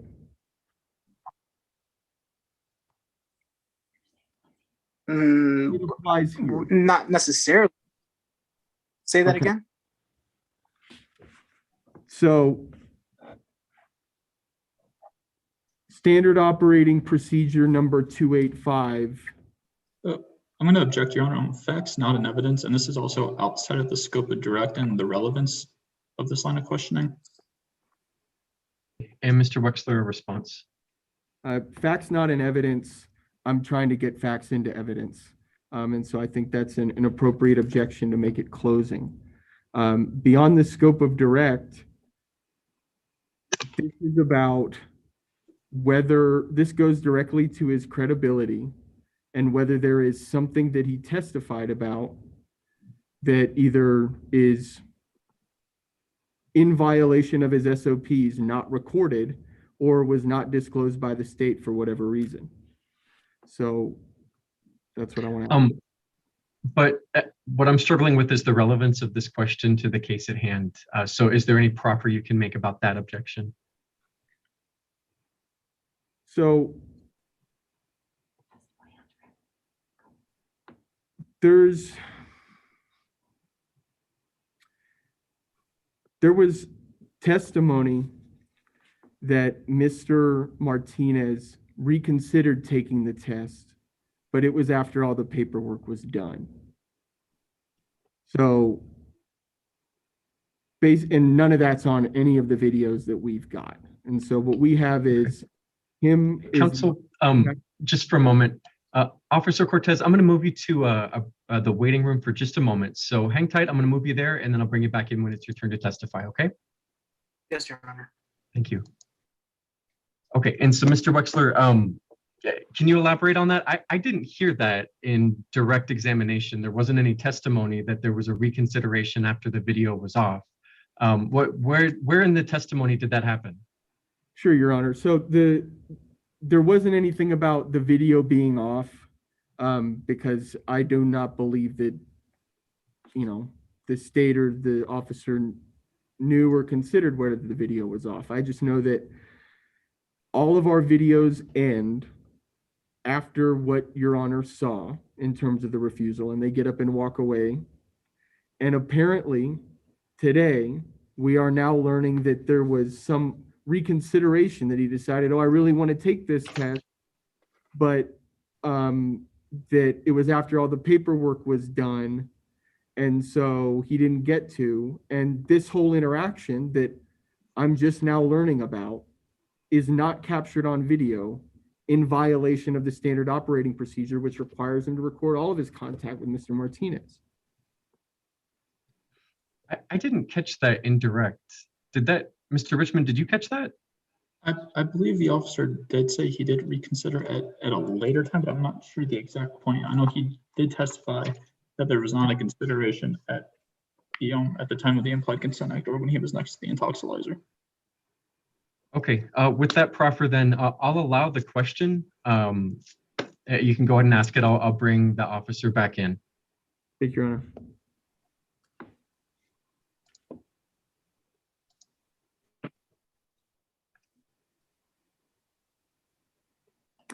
Okay, and welcome back, officer.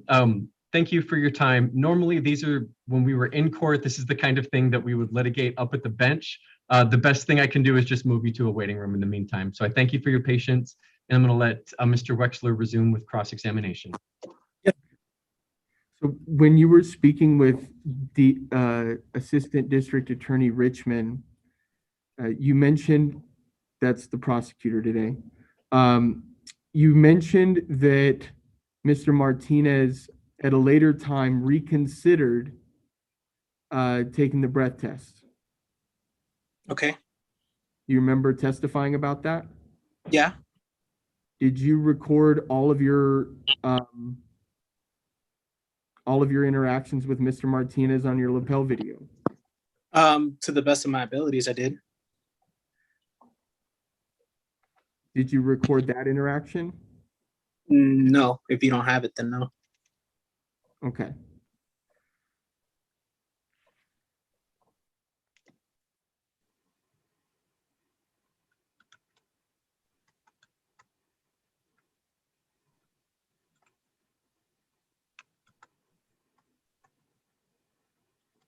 And you said to the best of your abilities, that would have prevented you from recording that portion? May I explain? No. You can only, you can only answer the questions that I ask you. Do you know why a new interaction with Mr. Martinez didn't make you want to turn on your lapel video? So when I arrest someone and I'm no further in contact with them, if they happen to be asking me a question like, can I use the restroom or something like that, that initial conversation would not take place. Or if once they're seeing the medical provider for PTC and I'm talking to them, if they have a quick question, I'll just answer it right then and there and then continue on with my paperwork.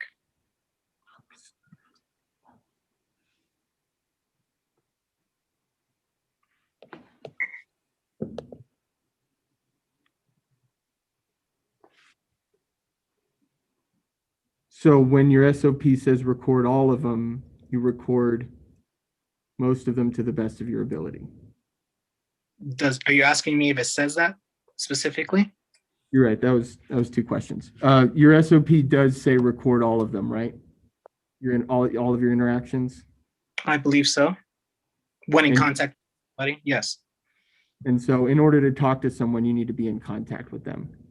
Correct. Okay.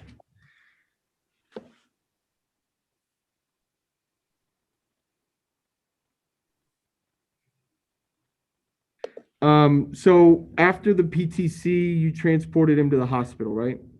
Correct. Objection, Your Honor. Relevance and outside of the scope of direct transportation to the hospital. Mr. Wexler? This goes to the severity of the crash and whether Mr. Martinez's actions or decisions or his decision to refuse the field sobriety tests could have been the result of a airbag blowing up in his face. Okay, so counsel, that's some argument that you're going to make. I do find that's outside of the scope of the direct examination, so I'm going to sustain the objection.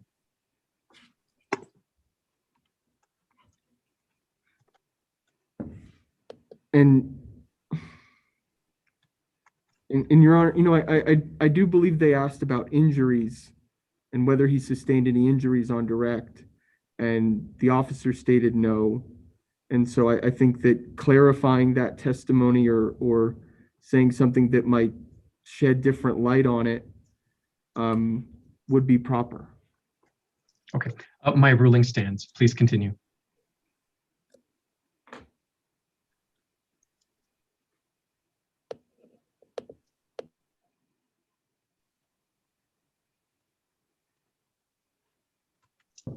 Pass the witness, Your Honor. Okay, Mr. Richmond, is there any redirect examination? Yes, Your Honor. May I have just one moment? Okay.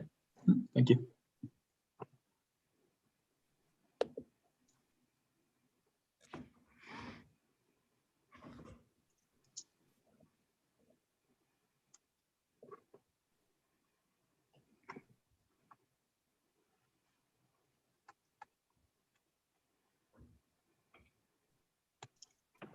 All right, and Officer Cortez, the fact that the defendant didn't have bloodshot, watery eyes or slurred speech, does that negate the fact that the defendant had a strong odor of alcohol?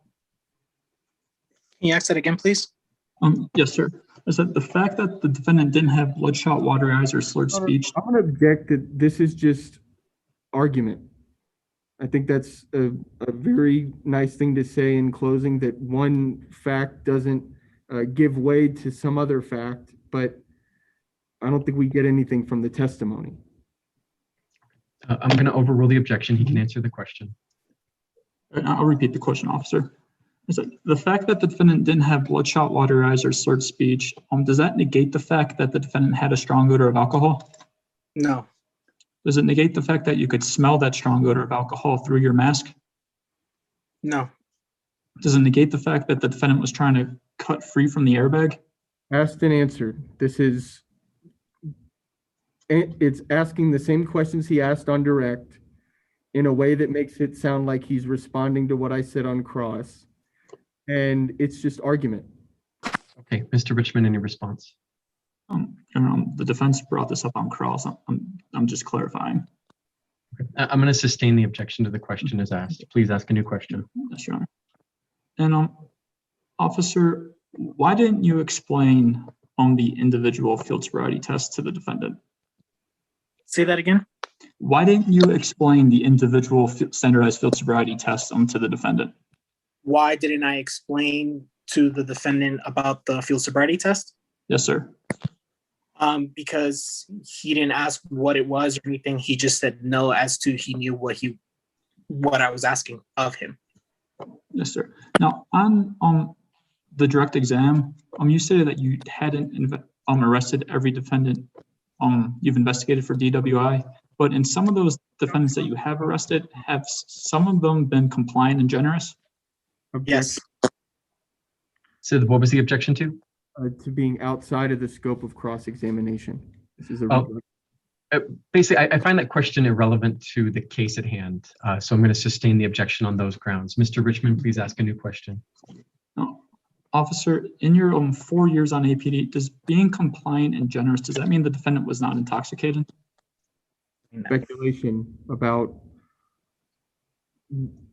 basically, unless the officer has gone back to review each of his cases, evaluated them for compliancy and intoxicate, I think this is argument. I didn't hear an evidentiary objection in there, so I'm going to overrule it. Mr. Richmond, please continue. Officer, I'll repeat the question. Does being compliant and generous, does that mean the defendant was not intoxicated? No. Compliance does not reflect off a crime being committed. And did the defendant tell you if he had any injuries? No. Did the defendant tell you that he was okay?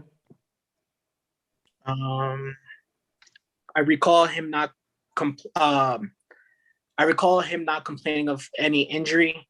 Visually, I did not visualize any physical outer injuries. Paramedics were there. He was then later brought to a hospital.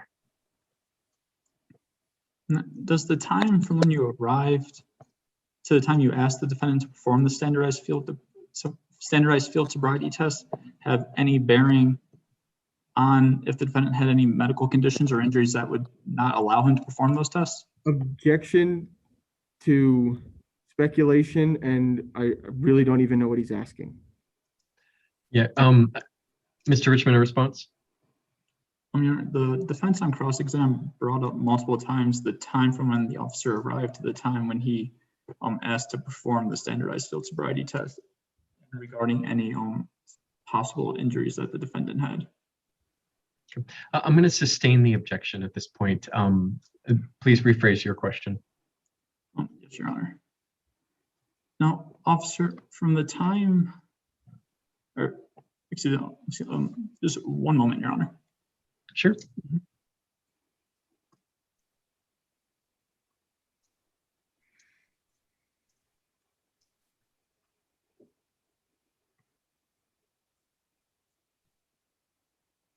And officer, from the time that you arrived to the time that you asked the defendant to perform, does that change the fact that he refused standardized field sobriety test twice? Object to all questions that are in the form of, given that this happened, does it change the fact that this other thing also happened? They're not questions. Okay, I'm going to overrule that objection. The form of the question is proper. I'll note your ongoing objection to the form of the questions. Please continue, Mr. Richmond. Officer Cortez, would you like me to repeat the question? Yes, please. From the time that you arrived to the time that you asked the defendant to perform the standardized field sobriety test, does that change the fact that the defendant refused the field sobriety test twice? No. At the PTC, did the defendant say if he had taken any prior tests? Can you rephrase that question? I want to object to relevance. The objection was relevance?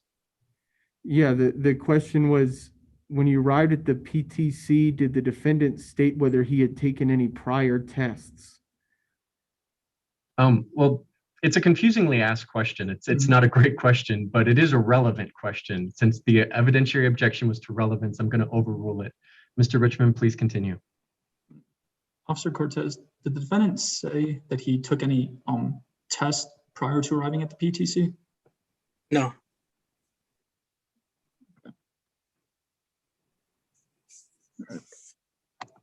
And when did the defendant reconsider his refusal?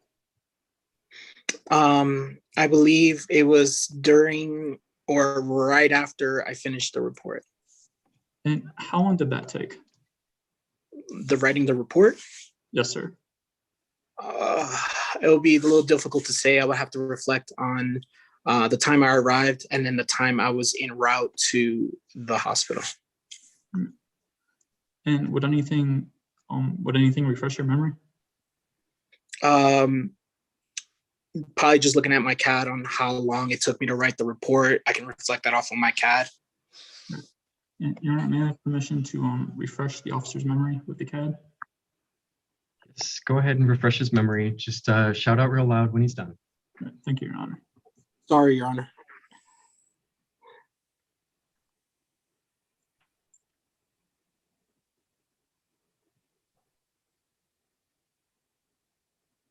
Alrighty.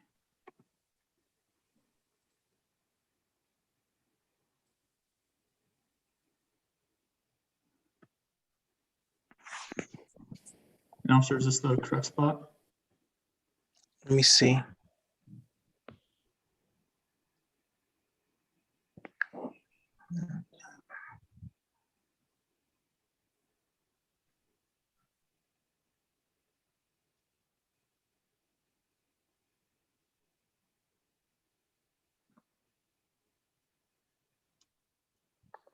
Can you please hold on?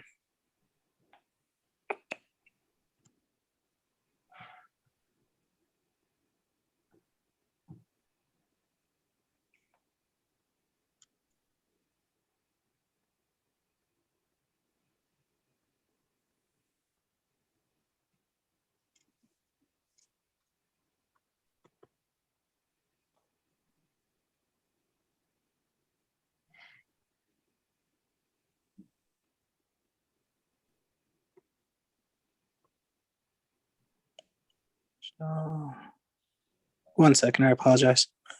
No, no worries, officer.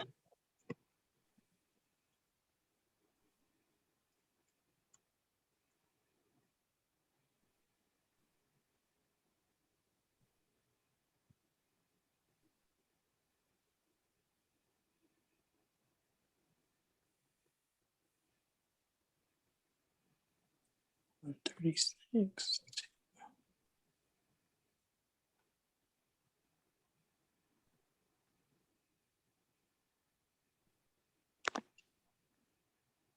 Okay. All right. Thank you, officer. And Judge Murphy, we're ready.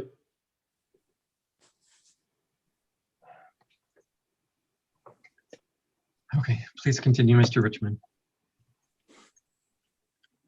And officer, how long did the paperwork take?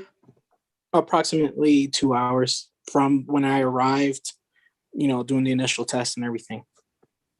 And was the intoxilizer still running after those 2 hours? I don't understand the question. Or let me rephrase. Was the intoxilizer, would you have to restart the intoxilizer to give a breath score after those 2 hours? Yeah, I will have to restart the intoxilizer.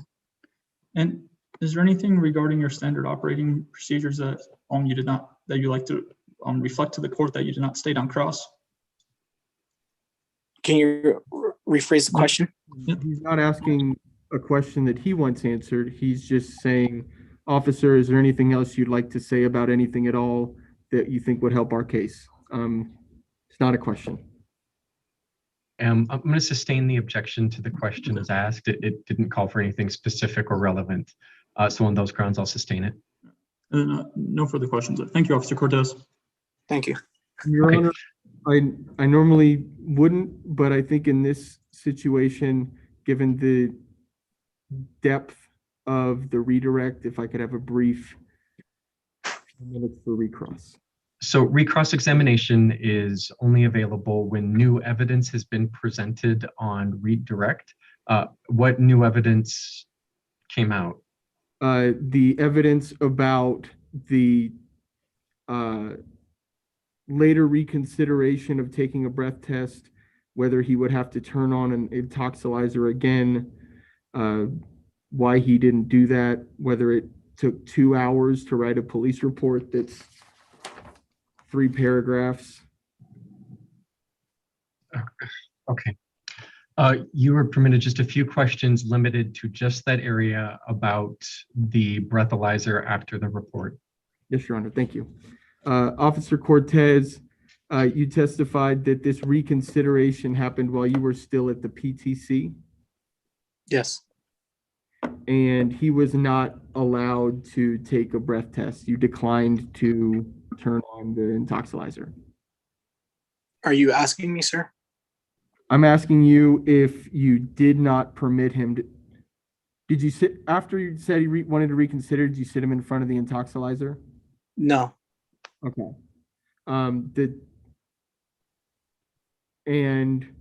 The paperwork that you did for this case took 2 hours? So when I gave the approximate 2 hours to complete the paperwork, I was referring to the totality of circumstances, meaning by the time I arrived to PTC, reading the New Mexico Implied Consent Act, repeating it multiple times, that all factor counts into play. Also dealing with medical provider that were there, asking me questions in reference to like his name and information so she can do her job. That all takes account towards me completing my paperwork. That's why I gave you a general sense of approximately 2 hours. Okay.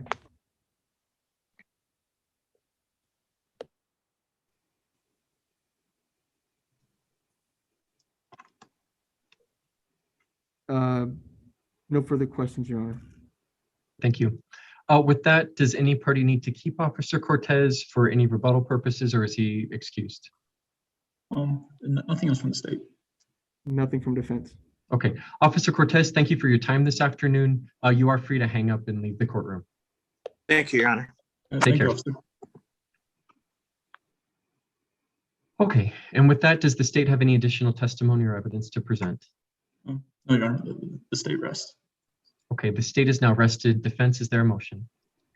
Yes, at this time, defense would move for a directed verdict.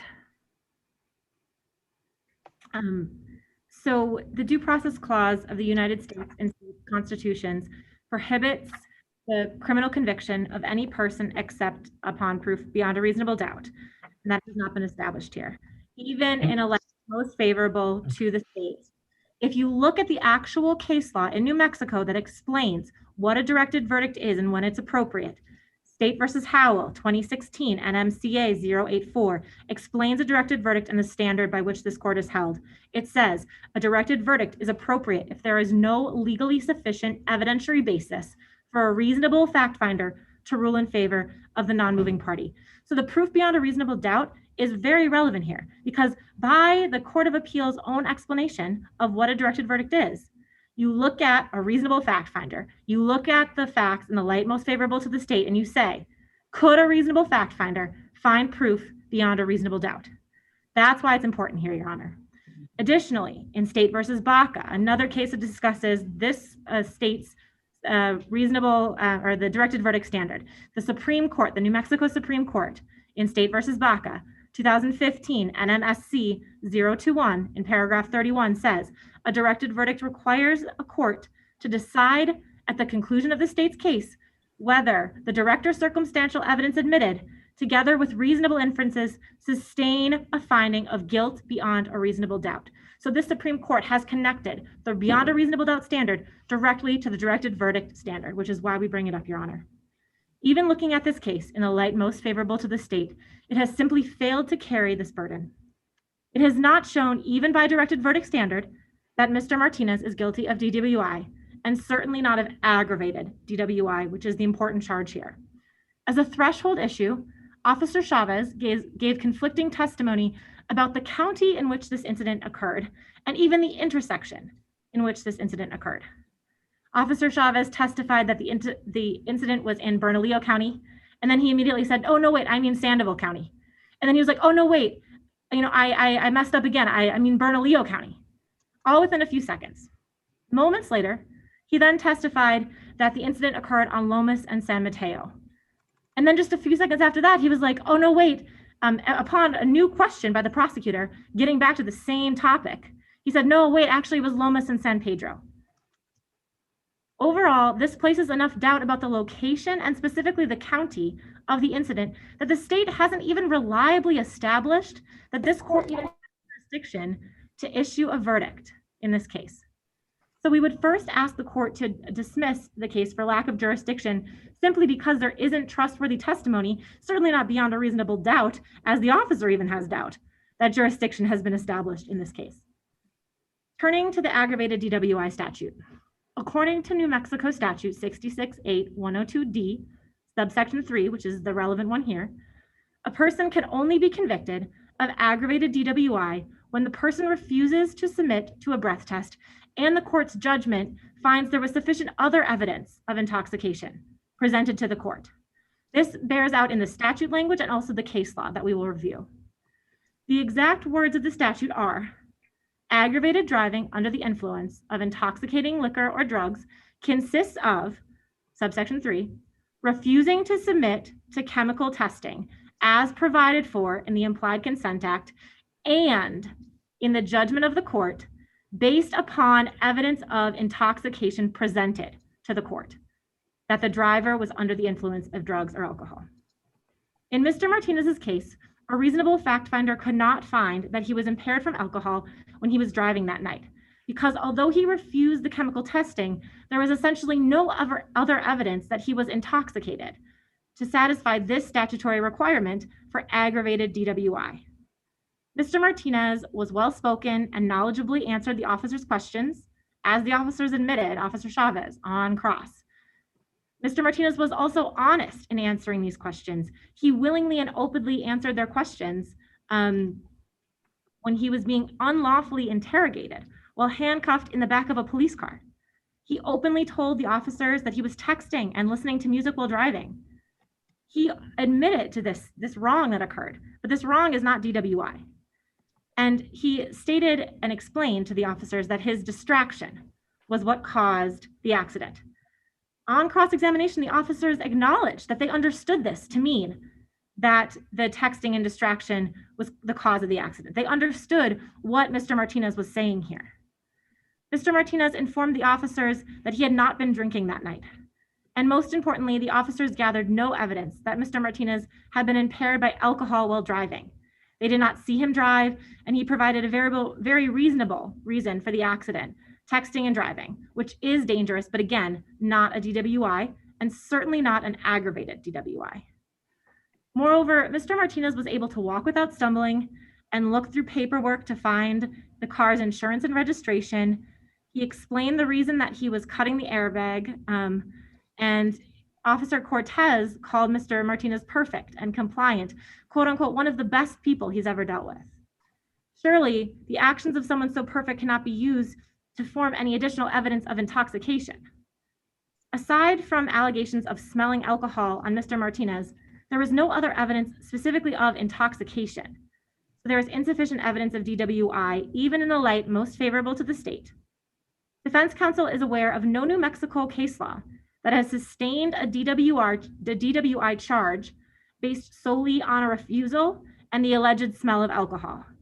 In State versus Marquez, which defense asked the court to review, and that's 2009 NMSC 055, State versus Marquez, the court found sufficient evidence for a DWI conviction where there was a breathalyzer refusal, but it was also coupled with poor fields test, an admission to drinking, slurred speech, the smell of alcohol, staggering, slow reaction times, and driving in reverse for extended periods of time down a road. In Mr. Martinez's case, none of that is alleged except for the smell of alcohol and a refusal, combined with the accident, which was explained, reasonably explained. There's a reason why texting and driving is also not necessarily within the bounds of the law. It's dangerous as well, but it's not DWI. Similarly, in State versus Caudillo, which defense would also ask the fact finder to review, and that is 2003 NMCA 042, the court found sufficient evidence to sustain a DWI for the breathalyzer refusal, but it was also coupled with a rollover accident, slurred speech, a strong odor of alcohol, and admission to drinking. In Mr. Martinez's case, practically none of these factors are present, and certainly not at the severity. There just isn't enough evidence to convict of DWI here based on this case law. Additionally, the breathalyzer refusal should not be considered an actual refusal because Mr. Martinez was not informed of all the consequences of this refusal. He was informed of the revocation and the possibility of higher punishment, but at no time did the officer inform him that his refusal could be used as evidence against him as consciousness of guilt. This advisory is required in at least 5 states known to defense counsel, and it is also often codified in the statute that says this is the act, this is the language, the Implied Consent Act language. New Mexico's statute is different because it doesn't have the verbatim language stating the warning. That way, officers here can just read whatever they have, whatever they've decided is sufficient, and then the courts are left to deal with these variances. And other states have held that that's not acceptable for this very reason.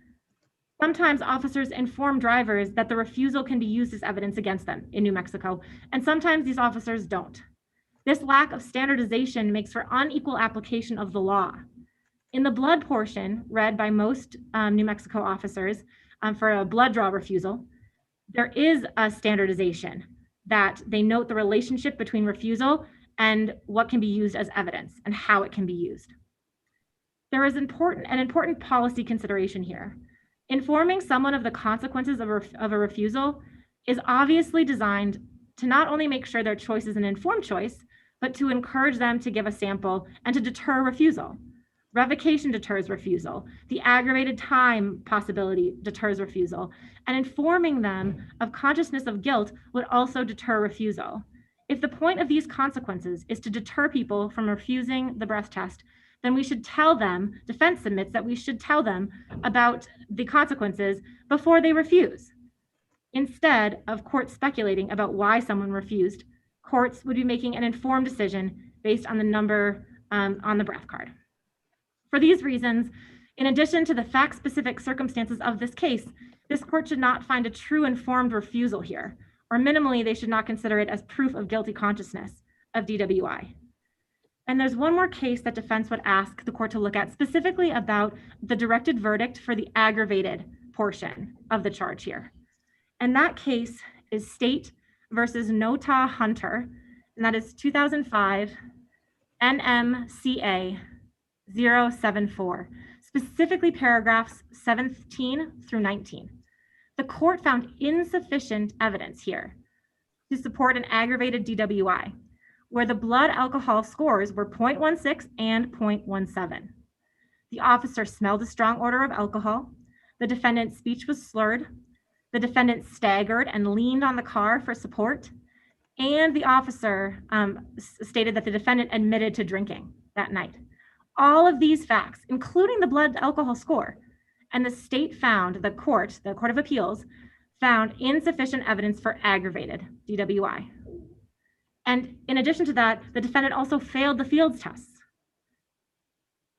The court here, when holding that insufficient evidence had been established in the paragraph 17 to 19, explained that the state never introduced evidence that the defendant's behavior indicated anything other than general intoxication at an unknown level. So even though they had this 0.16 and 0.17, they said those scores were marginal, and that could not, in combination of the defendant's actions or with the defendant's actions, they did not show that it was an aggravated DWI because there was no other evidence corroborating the aggravated intoxication level as opposed to the non-aggravated intoxication level. Before ruling on defense's directed verdict, upon a review of these cases, defense submits that the state's aggravated DWI charge simply cannot survive the directed verdict based on the guidance from these courts. And the facts in Mr. Martinez's case clearly fall within this same insufficiency standard. Mr. Martinez's case had no blood alcohol scores, no staggering, no leaning for support, no slurred speech, no admission to alcohol, and no failed field sobriety tests. Accordingly, this court must use this logic in Nota Hunter that the state has not established its aggravated driving standard of proof beyond a reasonable doubt in light most favorable to the state for directed verdict. And finally, just briefly, Your Honor, there's also a charge here of failure to maintain traffic lanes under 66-7-317, which must be dismissed here as well. So according to the statute, if you look at the language, 66-7-317, the state must introduce evidence that the roadway was divided into two or more clearly marked lanes for traffic. The statute itself says that it applies only when these lanes are clearly marked.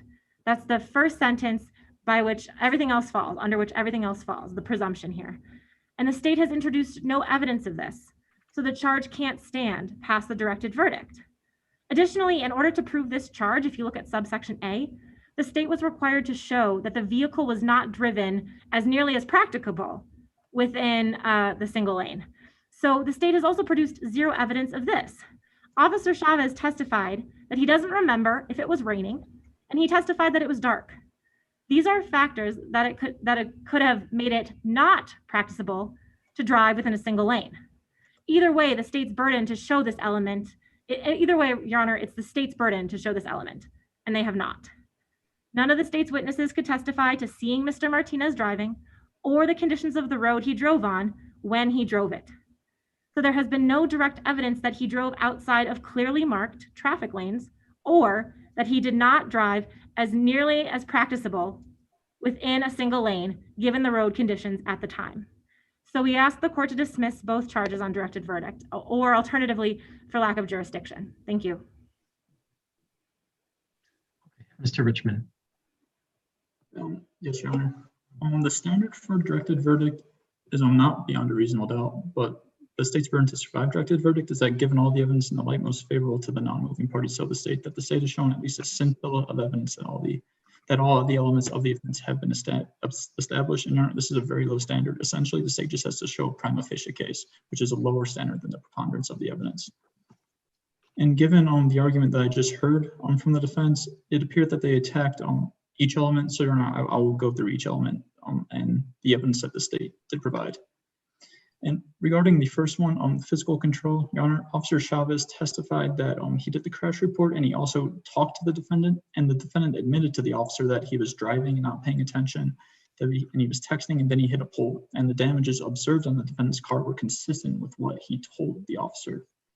We heard from Officer Cortez, and he testified that the headlights and the taillights were on, and we saw that the defendant had the keys on him as he was trying to unlock the passenger door. The driver's side window was halfway up and the passenger side window was all the way up, as we saw in the lapel video.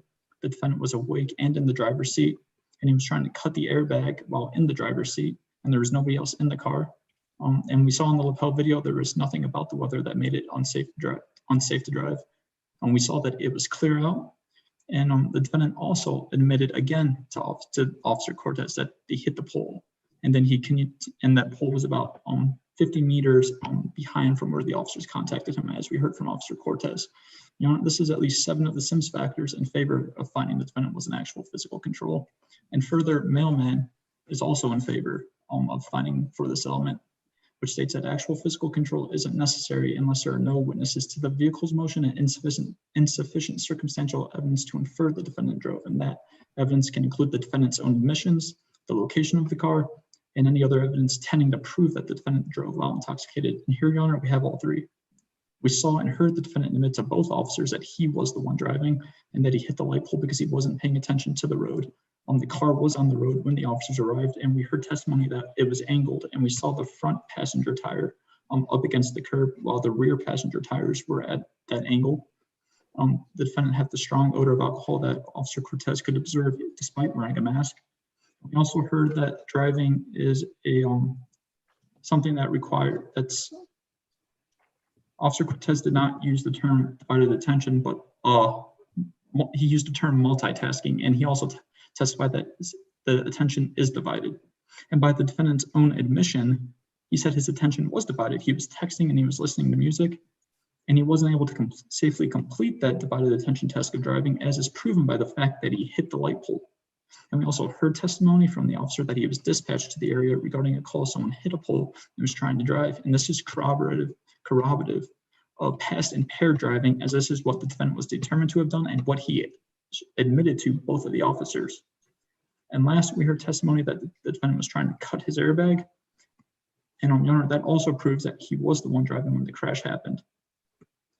And regarding the jurisdictional aspect, Your Honor, both of the officers testified they contacted the defendant in the city of Albuquerque, County of Bernalillo, State of New Mexico. And Officer Chavez did correct himself. And Officer Chavez also testified that the location where the defendant hit the light pole was also in the city of Albuquerque, County of Bernalillo, State of New Mexico. And regarding the third element, that the defendant was under the influence of intoxicating liquor, so he was less able to the slightest degree to exercise the clear judgment and steady hand necessary to handle a vehicle with safety to the person and the public. And Your Honor, regarding the defense's arguments regarding the field sobriety test, Your Honor, we don't have the field sobriety test because the defendant refused them. But there's nothing that the officer of the state can point to regarding the field sobriety test because they were refused. However, we do have the strong odor of the alcohol from the defendant that the officer was able to observe through his mask. And the fact that the Officer Cortez was able to observe that odor through his mask, Your Honor, that emphasizes just how strong that odor actually was. And we also have evidence of the defendant's poor driving. He admitted to hitting the light pole while he was driving. And as I stated before, driving is a divided attention task. And what we heard from the officer's testimony, that is the purpose of the standardized field sobriety test. And we also saw the defendant's unusual actions. He had somewhat slow and delayed responses, in him starting at the passenger door, going back inside his car on the driver's side, going back to the passenger side, then going once again back inside the car through the driver's side to grab the documents. The defendant only saying no, not really, when he drank. And although that is denying alcohol consumption, That is somewhat of an open denial in the state's opinion. Then we heard the defendant refuse the standardized field sobriety test twice. First, the defendant hesitated. He took a few seconds to think, and then he said, "No, I think I'm good right now." And the defendant said he didn't have any injuries. And then he refused them again by saying, "No, not right now." In regarding the last element, the defendant refused to submit to chemical testing. And we heard the Implied Consent Act read twice. The defendant asked questions, and those were answered. We heard the defendant say he understood the Implied Consent Act and those consequences. And the officer read it per the poster. And about the consequences, the defendant, we heard him say, "Yeah, I already said I understand." And what the officers do sometimes or not, that's not relevant here. And what 5 other states do, that's also not relevant. What's relevant is New Mexico.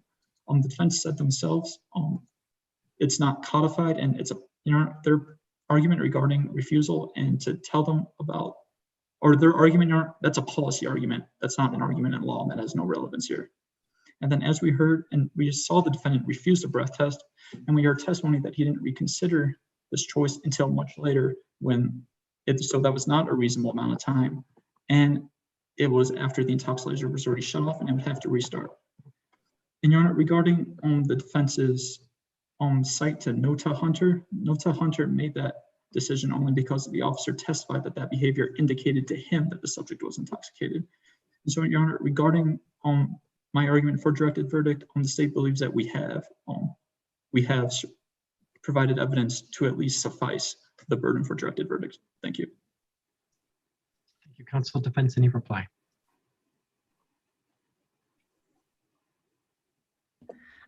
We would just note that the state does not even attempt to address our arguments for failure to maintain lane, and there is New Mexico case law stating that any failure to attempt or failure to cite case law to the contrary or arguments to the contrary can be inferred or interpreted by the court as a lack of availability of that case law or argumentation. And we would ask the court to consider that as well. That's all.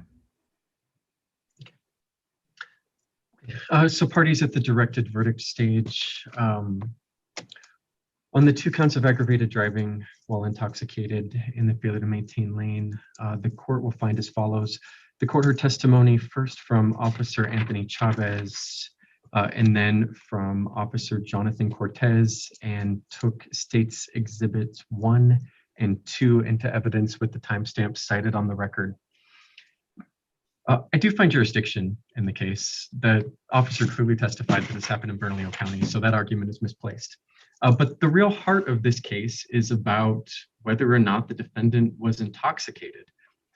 There was a crash reported, and the first officer, Officer Chavez, was dispatched to do that crash investigation. The only testimony that he gave about the crash investigation is that he saw some damage to the defendant's vehicle. There wasn't much testimony about any sort of investigation into that, how he failed to maintain lane, other than the defendant was distracted while driving and texting while driving. But really, the question is about the intoxication. So Officer Cortez observed that the defendant had an odor of alcohol. There were no bloodshot, watery eyes observed, no slurred speech. The court watched the video. The defendant had perfectly clear speech throughout. The defendant was able to walk around the vehicle, which was very unusual that he got the opportunity to walk around the vehicle. But there was no missteps. He was able to retrieve everything from the car that he needed to. He complied with all of the orders, went and sat down when instructed to. He complied with everything the officers asked him to in a way that did not demonstrate any signs of intoxication. The only sign of intoxication was the odor of alcohol. Now, the court could infer some guilt from the refusal to do field sobriety tests and the refusal to submit to the breath alcohol test. And the state's right, the defense was making a policy argument that has nothing to do with my case law and my jury instructions in front of me. But even if I infer some guilt, there really just are no corroborating signs of intoxication. And that really is the heart of this case. That being the situation, I am going to grant the defendant's motion for directed verdict on those grounds alone. And I'll grant the motion as to count 2 as the state did not address the failure to maintain lane. With those findings, this matter is hereby dismissed. I'll take care of the order parties. Is there anything else to address today? Nothing else from the state, Your Honor. Nothing from defense. Okay, thank you all for your time. And Mr. Martinez, I wish you well in the future. Take care.